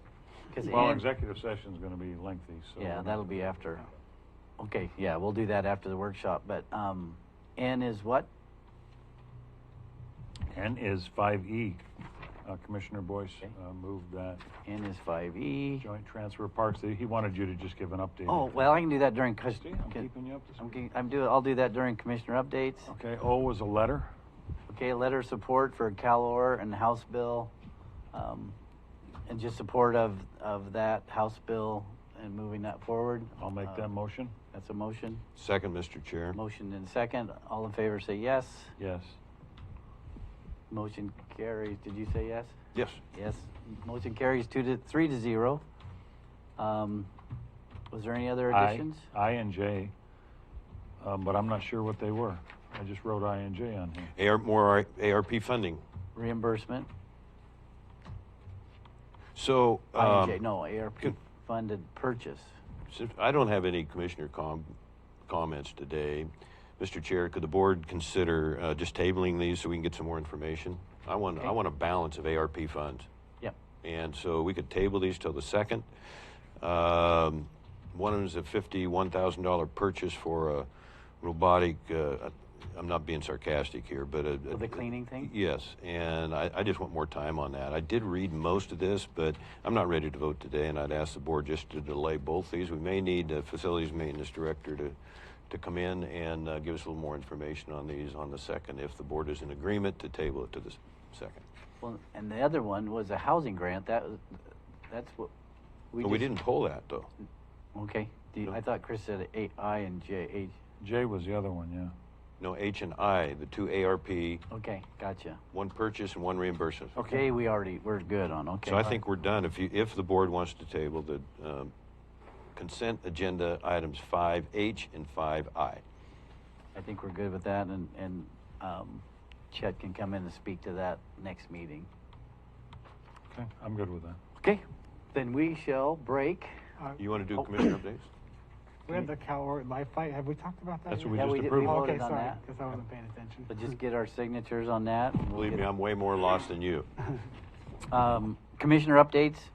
So concerning, where is it? The Parks. joint transfer of parks and duty and obligations. So Curry County Juvenile Department and Curry County Veteran Services have combined forces to be our parks liaison or parks directors and managers for our 2 parks right now, and hopefully more parks on the way. So that's Wendy Lang and Anthony Vowdy, and administration will be through the juvenile with Amy Gaddis. Waylon Summers will be doing a lot of work with Anthony. They'll be the boots on the ground for 16 to 20 hours a week apiece.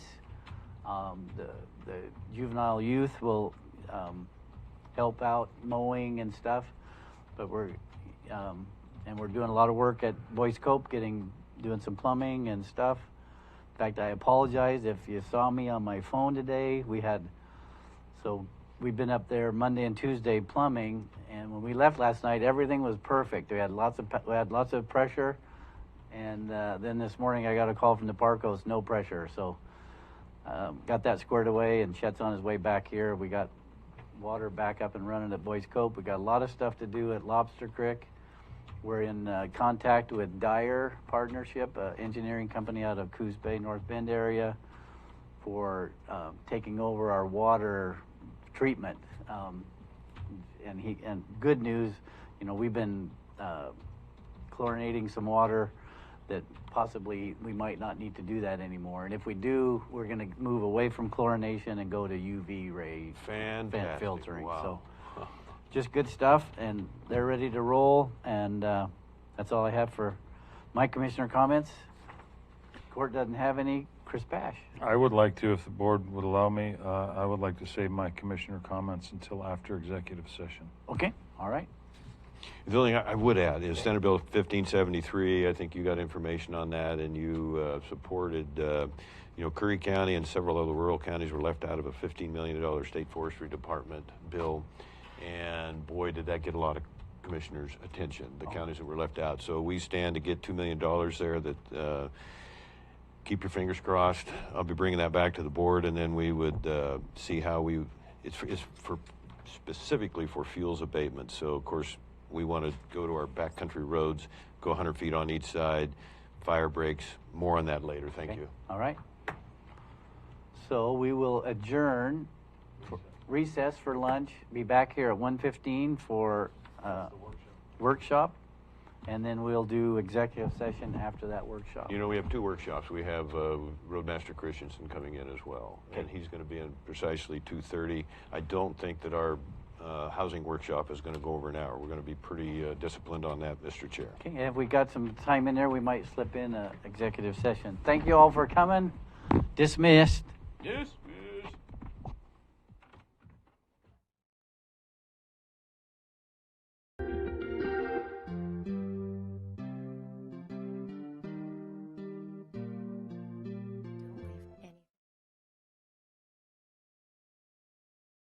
Hey, welcome back.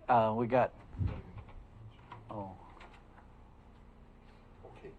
ARP reimbursement. Yeah, we're going to do that.